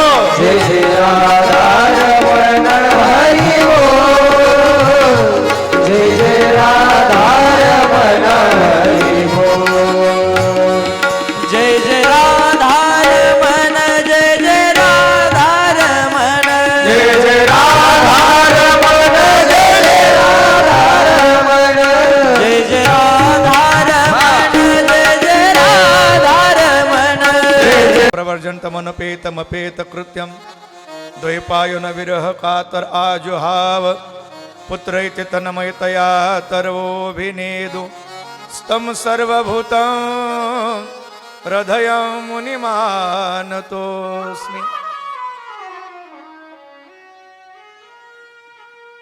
मला अगोदर सुखदेवाची पूजा करायची. बोले का?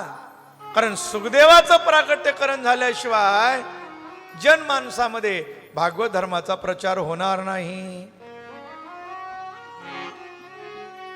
म्हणजे सुखदेव कोण आहेत? राधा मैयाच्या गोकुल धामामध्ये, कृष्ण धामामध्ये ह्या अंगा खांद्यावर खेळणारे सुख पक्षी आहेत. एक दिवस राधा राणी राधा मैयानं सुख पक्षाला आज्ञा केली, महाराज तुम्हाला पृथ्वीवर गेलं पाहिजे, जनमानसामध्ये भागवत धर्माचा प्रचार करायचा आहे. सुखदेवाने सांगितलं नको म्हणे, इथंच भजन होतंय. नाही, माझी आज्ञा गेलं पाहिजे. मग आज्ञा आहे जायचं, पण कसं जायचं? एका सुख पक्षिणीच्या रूपानं एका अंड्यामध्ये प्रवेश केला आणि अंड पडलं अमरनाथाला. मग नारदाला काळजी लागली की कधी सुखदेवाचा जन्म होणार, कधी भागवत धर्माचा प्रसार होणार, कुछ करना पडेगा. नारद म्हणजे भगवंताचं मन आहे. आणि नारदाने युक्ती करायची ठरवली. नारद निघाले आणि नारदाने चलता चलता विचार केला, आतापर्यंत सगळ्यांच्या घरी भांडणं लावली, पण भगवान शंकराकडे काय आणखीन आपला नंबर लागलेला नाही. एकदा भगवान शंकराकडे बघू, कारण त्यांचं भांडण लागल्याशिवाय सुखदेवाचा जन्म होणार नाही. कारण नारदाच्या भांडणं लावण्यात जगाचा उद्धार आहे. मग काही माणसं म्हणतात नारद चिरंजीव आहेत, मग आजकाल नारदाचा विनाकटा कसा कुठं ऐकू येत नाही. मी म्हणत असतो आजकाल गावागावात घराघरात बरीचशी नारद तयार झाल्यामुळं ह्या नारदाने जरा रजा काढली आहे. आता नारद बरेचसे आहेत, नारद कमीत का. फक्त एवढंच आहे की त्या नारदाच्या भांडणं लावण्यात जगाचा उद्धार आहे आणि आपल्या या नारदाच्या भांडणं लावण्यात घराचं वाटूळ आहे, दुसरं काय. नारद मुनीला भांडण लावायला काय लागते म्हणून तर लिहिलंय ना महाराज. महाराजांचा एक अभंग आहे, चौतोंड्याचा बोऱ्या एक नाऱ्या भला, तो बहुतची खेळ खेळ रे, कुचाळे करुणी पोरे भांडवी, ते गंगा गौरी दोघी भांडवीन संब्याशी धाडीले वनारे. हे खेळी आहे बरं का, हे खेळीचा अभंग आहे. ते आपल्याला ती भाषा नाही, पण खेळाची भाषा आहे. खेळामध्ये आवाजावं नसतं. खेळिया माझी हन्म्या शहाणा, ही खेळातली भाषा आहे. खेळामध्ये आवाजावं नाही. खेळात आवाजावं म्हणतात का अशोकराव आलेत. खेळामध्ये आवाजावं नाही, खेळामध्ये हन्म्या असं श्याम्या असं म्हणतात. ही खेळातली भाषा आहे. चौतोंड्याचा पोऱ्या एक नाऱ्या भला, नाऱ्या म्हणजे नारद. गंगा गौरी दोघे भांडवी, दोघाला भांडविलं. कसं भांडवलं? नारदाला भांडण लावायला काही लागत नाही. नारद मुनी आले, नेमके भगवान शंकर बाहेर गेले होते. नारदाचं आगमन झालं, पार्वतीनं स्वागत केलं. या महाराज बरं झालं आलात, मला दर्शन दिलं. कमाल आहे तुमची, आजकाल कधी आला नाहीत, आमच्या घरी येत नाहीत, का बरं असं करता, का बरं येत नाहीत, आम्हाला दर्शन का दुर्लभ झालं? नारदानं सांगितलं, अरे मी आजकाल जगामध्ये फिरायचं सोडून दिलंय. म्हणजे का? फिरण्यासारखं राहिलं नाही. का बरं? काय अडचण काय? माणसं एकमेकावर प्रेम करत नाहीत, प्रेमाचं नाटक करतात. जगामध्ये प्रेम राहिलं नाही, समाधान राहिलं नाही, शांती राहिली नाही, सुख राहिलं नाही. कलियुगाचं महिमान मोठं गमतीचं झालंय. आई वडिलांचा सन्मान नाही. ऐका, कलीचे महिमान असत्याशी रिजेल जण, अशी अवस्था झाली आहे. आणि कलियुगाच्या या महिम्यामुळे मी आजकाल फिरायचं सोडलंय. जरी माणसं प्रेम करायला लागली दिसत असली तरी स्वार्थी मतलबी नाटकी प्रेम आहे. नवारे पतिप्रिया काम होते, आत्मनस्तु कामाय पतिप्रिया जाया भवती. महाराज लिहितात, पती पत्नीवर प्रेम करते, पत्नीसाठी नाही. आत्मनस्तु कामाय, पत्नी पतीवर, पती पत्नीवर स्वार्थ करतात. सुर नर मुनीवर सबकी हरिती, गोस्वामी लिहितात, सुर नर मुनीवर सबकी हरिती, स्वार्थ लागत करही सब प्रीती.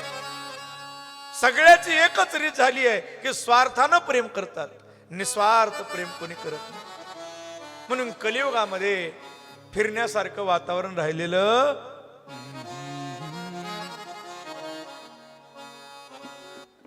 आणि म्हणून मी आजकाल कुठं फिरत नाही. महाराजांचं एक अभंग आहे ना, जोवर चाले धंदा तोवर बहीण म्हणे दादा दादा. प्रत्येक दिवाळीला नेलं, 10,000ची साडी घेतली की मग जातीवर बसल्यावर माझ्या भावाच्या वाड्याला सोन्याचं कुलूप. आणि एखादी दिवाळी चुकली, शेजारणीला माहित असतं या दिवाळीला नेलेलं नाही, मुद्दाम विचारायचं. दिवाळीला गेलं नाही, आता काही विचारायची गरज आहे का? घरात आहे म्हणजे काही विचारते, पण ती शेजारी बी मोठे गमतीचे. दिवाळीला गेला नाही, एकदा झालं दोनदा झालं, तिला आला राग. दिवाळीला गेला नाही, ती म्हणली आग लागली की माझ्या माहेराला ढणढणा पेटलो, हिला नेलं नाही म्हणून. नाही तिचं तसं आपलं बी तसंच आहे. स्वार्थ लागत करही सब प्रीती, स्वार्थानं प्रेम करतात. म्हणून मी फिरत नाही. पार्वती माता म्हणली महाराज जगाचं सोडा, आमचं खूप प्रेम आहे, आमच्या पती पत्नीचं एवढं नातं आहे. आहा काय सांगत तुम्हाला, माझे मालक मला सगळ्या गोष्टी सांगतात, काही माझ्यापासून लपवून ठेवत नाहीत, खूप प्रेम करतात, खूप प्रेम करतात. नारद म्हणले आनंदाची गोष्ट आहे, काय तुमचं एकमेकाचं प्रेम आहे, असंच प्रेम राहावं. सगळं तुम्हाला सांगतात. हो हो सगळं सांगतात. मग तुम्हाला सगळंच माहिती आहे? सगळं माहिती. मग मला सांगा बरं, तुमच्या मालकाच्या गळ्यामध्ये कोण्या बाईच्या मुंडक्याची माळ आहे? पार्वती म्हणली माय प्रेम तर लय करतात, पण कोण्या बाईचे मुंडके गळ्यात घालून फिरतय की? भगवान म्हणले तुमचं असंच. नारद म्हणाले तुमचं दोघाचं असंच प्रेम वाढावं. जातो बरं का, आता काम झालं, काडी ओढून दिली, गौरी धुपायला सुरुवात झाली, हळूहळू पेटती व्हावं लागत तसं. नारद म्हणले येतो, तेवढं मुंडक्याचं बघा, जाता. नारद निघून गेले. रस्त्यात भेटले भगवान शंकर. राम राम राम राम राम राम. कहाँ से आए नारद जी? बोले आपके घर से आए. घरी येऊन आलात तुम्ही? मी बाहेर गेलतो. लवकर जा, लवकर घरी जा. का? पार्वती वाट बघायला लागली. भगवान शंकर हसले, म्हणले तुम्ही घरी गेलतात म्हणजे वाटच बघत असेल. मला आता ढाल घेऊनच जावं लागेल. ढाल घेऊन गेल्याशिवाय जमणार नाही. ते नातं असतं पती पत्नीचं. एक अंदर की बात सांगतो, फक्त दादाला मलाच माहिती. एकदा दादा मी गाडीमधून येत होते. दादा म्हणले महाराज आपल्याला आता इथं मेथीच्या जुड्या मिळत्या, जुड्या घ्याव्या लागतात ढाल म्हणून. लय दिवस झाले त्याला, त्यांच्या लक्षात नसेल.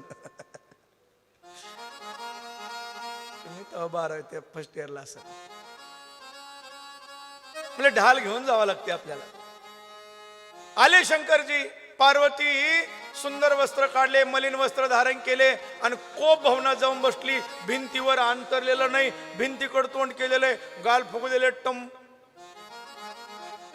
भगवान शंकर गेले रोजच्या प्रमाणे. आरती नाही, हार नाही, स्वागत नाही, या नाही, काही नाही. कुठे गेली पाहतात तर तिकडे कोप भवनात. कोप भवन म्हणजे रुसायची खोली. रुसायची खोली. आपल्या पूर्वी मोठे मोठे खटले असायचे, 5 भावाचं, 7 भावाचं, 10 भावाचं. मग एवढा मोठा खळबळा, आणि एखाद्याला रुसायचं झालं तर कळायचं कसं? म्हणून जिला रुसायचं तिनं त्या खोलीत जाऊन बसायचं. ज्याची रुसली त्यानं जायचं आणि काय सांगायचं ते सांगायचं. तर मला काय माहित बरं मचारलं, तुम्हालाच माहिती काय सांगायचं रुसवताना. ते घेऊन यायचं माघारी, असा नियम. त्याला कोप भवन. पण लेकिन बात ध्यान देकर सुनो, कोप भवनानं जगाला 2 गोष्टी दिल्या महाराज. एक रामायण आणि दुसरं भागवत. पार्वती कोप भवनामध्ये गेली आणि गेल्यानंतर भगवान शंकर गेले. भिंतीकोड तोंड, चेहरा फुगलेला टम.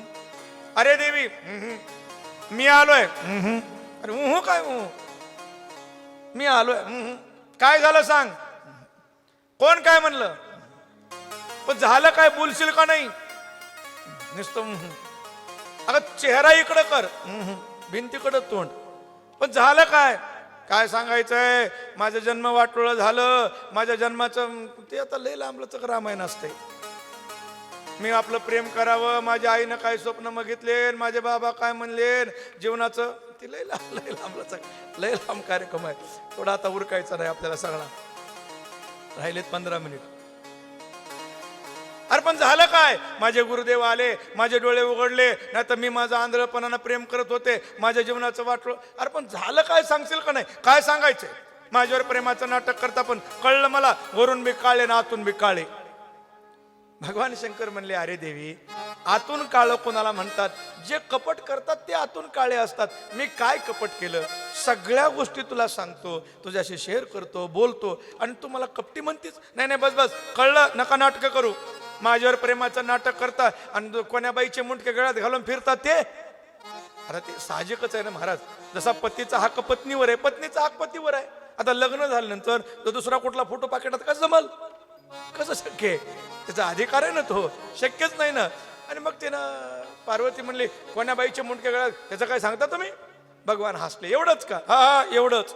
अरे ऐक तर, हे मुंडके दुसरे कुणाचे नाहीत, मग तुझेच आहेत. माझे? हा, तू सतीच्या रूपानं प्रगट झाली होती, तिथं तू देह त्याग केलास आणि मग मला तुझ्याशिवाय करमत नाही म्हणून तुझं मुंडकं मी गळ्यात घातलं बघ. जेवढ्या जेवढ्या अवतारामध्ये तू देह त्याग केलास ते सगळे तुझेच मुंडके आहेत. अच्छा, मग तर आता फारच कपटी निघालात. आता खरं सांगितलं तरी कपटी. नाही नाही, आपण म्हणजे कसलं औषध खाल्लंय की मरतच नाही आणि मला म्हणजे मरावं लागतंय. भगवान म्हणले, अरे मी अमृत रसपान केलंय भागवताचं, मलाही ऐकायचं. अरे पण असं कसं नाही, मला ऐकायचं. स्त्री हट्ट आहे. नाविलाज झाला आणि भगवान शंकर पार्वतीला घेऊन अमरनाथापाशी गेले. बरोबर ज्या ठिकाणी ते सुख पक्षाचं अंड पडलं होतं तिथंच त्याच्या समोर एका सुंदर अशा दगडावरती आसन लावलं. समोर पार्वती बसलेली आहे. हिमालयासारखा सुंदर स्वच्छ पर्वत आहे आणि पाठीमागं सुख पक्षी बाहेर निघण्याच्या तयारीत आहेत. अर्धवट बाहेर आलेले आहेत. समोर भगवान शंकर बसले, पार्वती आई साहेब समोर बसल्या आणि भगवान शंकरांना सांगितलं, पार्वती मी कथेला प्रारंभ करणार आहे, पण लक्षात ठेव की मी डोळे बंद करून कथा करणार आहे. बरं, त्यांची कथा काय आपल्यासारखी 3 तास नव्हती, नॉनस्टॉप 7 दिवस. मी डोळे बंद करणार आहे आणि तुला झोप आल्याशिवाय राहायची.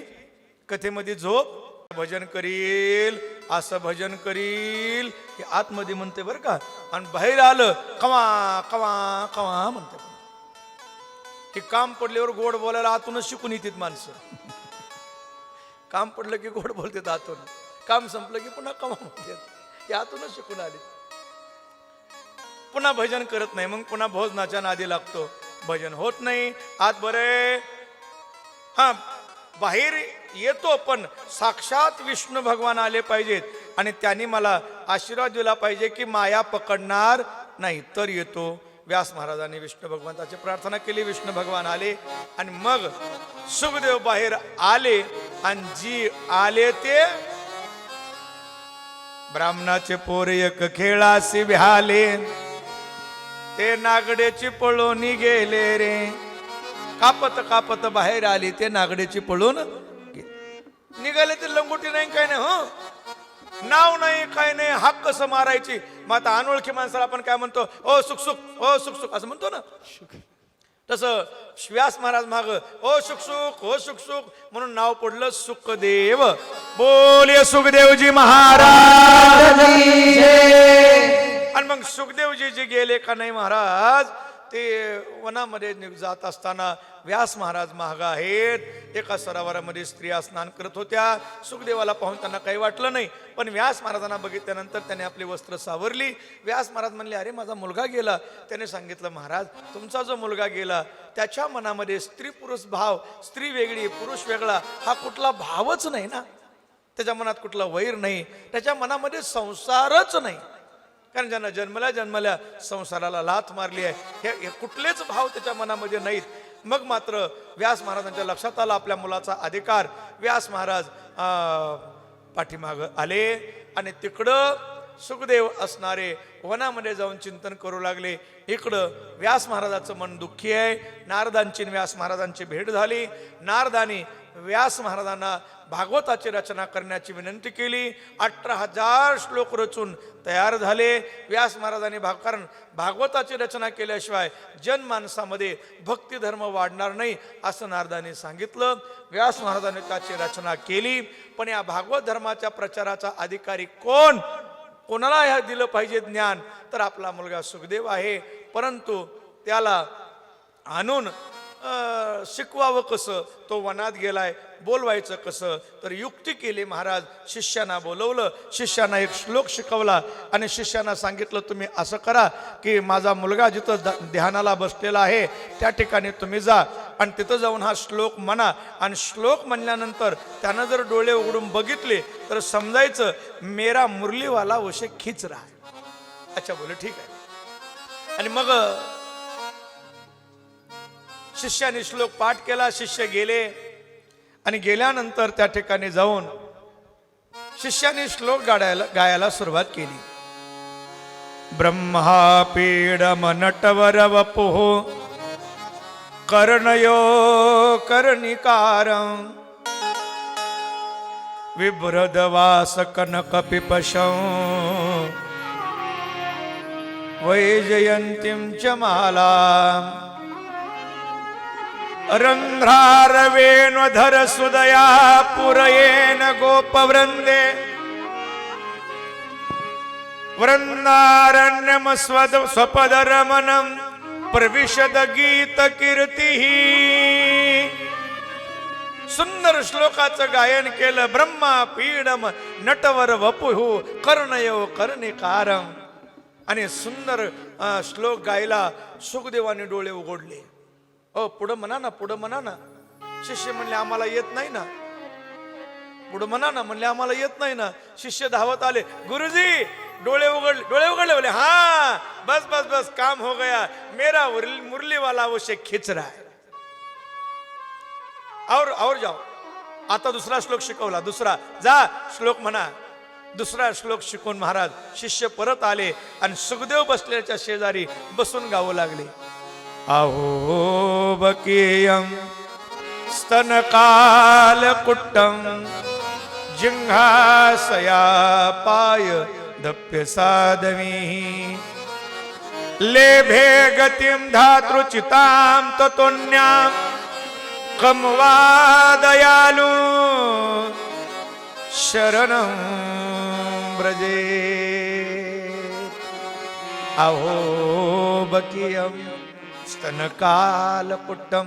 अहो आमचा कन्हैया, आमचा गोविंद, आमचा लीलाधर कृष्ण परमात्मा काय दयाळू आहे. जी पुतना विष पाजून मारायला आली आमच्या दयाघन परमात्म्यानं तिला सायुज्य मुक्ती दिली.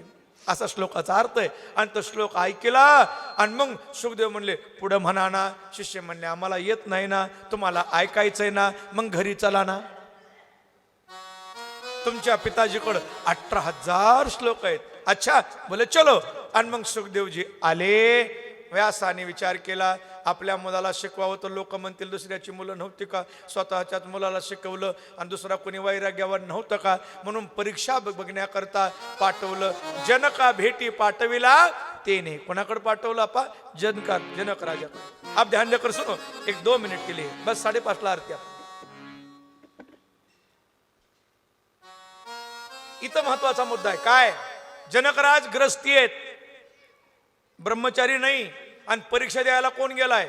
जन्मल्या संसाराचा त्याग करणारा सुखाचार्य महात्मा सुखदेव. सुखदेव परीक्षा द्यायला गेलेत आणि ज्याच्याकडे गेले तो ग्रस्ती आहे. मग ग्रस्ताश्रम धन्य का ब्रह्मचारी. धन्यो ग्रस्ताश्रम हा असं म्हणल्यावर तुम्ही लगेच कॉलर टाईट करू नका. पुढला ऐका. पुढं ऐका. सानंद सदनम सुताश्च कांता मृदुभाषिनी. सुंदर स्वच्छ घर असावं. आज्ञाधारक सेवक असावेत. भगवंताची सेवा रोज घरात पूजा व्हावी. घरामध्ये बनणारा स्वयंपाक पोट भरायला नाही देवाच्या प्रसादाकरता बनवावा आणि प्रसाद म्हणून खावा. पत्नी कांता मृदुभाषिनी असा शब्द आहे. गोड आवाजाची पत्नी असावी. गोड आवाजाची कशाला. जर बाहेरून माणूस दमून आला ना आतून आवाज आला पाहिजे असं म्हणजे बरं वाटणार आहे. गोड आवाज. कांता मृदुभाषिनी असं शास्त्र सांगतंय. आणि अतिथी पूजनम. रोज अतिथीची सेवा झाली पाहिजे. दारावरला अतिथी विनमुख गेला नाही पाहिजे. असं जर असेल त्याच्या हातून नित्य अन्नदान वगैरे घडलं पाहिजे. असं जर असेल तर धन्यो ग्रस्ताश्रमा. अरे जनकराज ग्रस्ती आहेत पण विदेही जनक म्हणतात जनक राजाला. विदेही जनक. राजा असून सगळं वैभव महाल सिंहासन सोन्याचं अंगठ्या सगळं. चला 1 मिनिटात सांगतोच. आता एक आठवलं. एक महात्मा संन्यासी लंगोटीवाला फकड. ती म्हणायचा कमाले म्हणायचा मी अंगाला राख लावून घेतली लंगोटी रावतो आणि या राजा सोन्याच्या सिंहासनावर बसते ना अंगठ्या घालते. लोक याला विदेही म्हणते तर आणि माझ्या अंगावर काहीच नसताना मला विदेही म्हणत नाहीत. मला फक्त लंगोटीच आहे काहीच कपडे नाहीत तरी मला. आणि त्या राजाला असा प्रश्न पडला. त्याने एका महात्म्याला विचारलं असं का बरं मला विदेही कोणी म्हणत नाही तर त्याला विदेही. ती म्हणजे तुम्ही राजाला जाऊन विचारा. ते महात्मा राजाकडेच आला. जनक राजाकडे. जनक राजानं सांगितलं आपल्याला काय बोलायचं ते पुन्हा बोलू. 2 दिवस आलात तर आता पाहुणचार घ्या मग बघू. आणि मग दुसऱ्या दिवशी राजा आणि महात्मा गंगेच्या स्नानाकडे गेले आणि लीला केली. राजानं तिकडं वाडा पेटला. आग लागली वाड्याला. राजवाड्याला. ज्वाळा भडकल्या धोडधोड धोडधोड. सेवक सांगत आले महाराज वाडा पेटला. राजाला काही वाटलं नाही, राजा आपलं गंगा स्नानात मग्न आहे. पण वाडा पेटला म्हणून ऐकलं की हा लंगोटीवाला महात्मा पळायला लागला वाड्याकडे. पळू पळू गेला आणि महागारी आला. महागारी आल्यानंतर राजाने विचारलं, का म्हणे वाडा कुणाचा? आणि तुमचाच. वाड्यातलं साहित्य कुणाचं? तुमचंच. सोन्याचं सिंहासन कुणाचं? तुमचंच. हे सगळं पेटलेलं असताना मी पळालो नाही, तुम्ही कसं पळालात? ते म्हणले, मी याच्याकरता पळालो की माझी लंगोटी जळल म्हणून. मग तुमच्या प्रश्नाचं उत्तर मिळालं का नाही मिळालं? विदेही जन का म्हणतात? द्या विस्तार न करता मी थोडक्यात सांगितलं. आणि सुखदेव जनक राजाकडे गेले, दारात उभे राहिले. जनक राजाला निरोप गेला. जनक राजाला माहिती आहे माझ्या दारावर आलेला महात्मा सामान्य नाही, पण काय करावं? व्यास महाराजांना चिठ्ठी दिली आहे, माझा मुलगा आहे, परीक्षा कडक घ्या, कडक शिक्षण द्या. ते आपल्यासारखं थोडंच आहे. आपल्यासारख्याचा मुलगा असला तर फोन गेला असता, अशोक आप्पा पोरग 10वीला लक्ष द्या. इकडे आपाकडे फोन गेला असता ना. हे आपल्यासारख्या मुलाचं वेगळं आहे. जमलं तर बघून लिहू द्या, नाही तर तुम्हीच पेपर लिहा.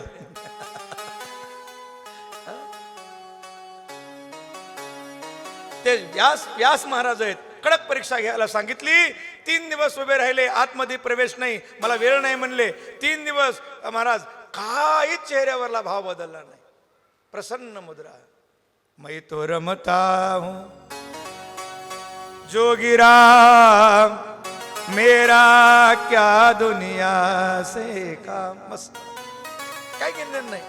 कुणी आपल्याला हार घातला काय, या म्हणले काय, जेव्हा काहीच नाही महाराज. 3 दिवस उभा आहेत आणि 3रा दिवस उगवला. राजा जनकाला आश्चर्य वाटलं, केवढा मोठा महात्मा माझ्या दारावर आलाय आणि मी काय करू? मला वचनाला बद्ध आहे. पुन्हा आतमध्ये प्रवेश दिला. महाराज वेदांत शिकवा, थोडं थांबा, सुंदर स्त्रिया शिवेला, पण काही फरक नाही. आणि मग जनक राजांना सुखदेव म्हणतात, गुरुजी वेदांत शिकवा.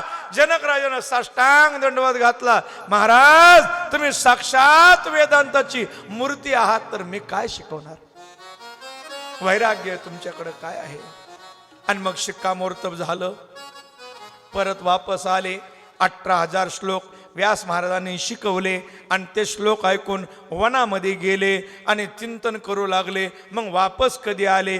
परीक्षित राजाला भागवत सांगायला उद्या 2:30 वाजता आले. त्यामुळे आता तिकडं चिंतन करतात. आता आपण या ठिकाणी चिंतन करू. आता भजन 2 मिनिट फक्त सुंदर भजन करा. आता ही सगळी निवेदन करणारी मंडळी आली आहेत. अमोल महाराज, जनार्दन महाराज, शिरसत महाराज, त्यांचं काय निवेदन असेल त्या पुन्हा पुढला कार्यक्रम होईल.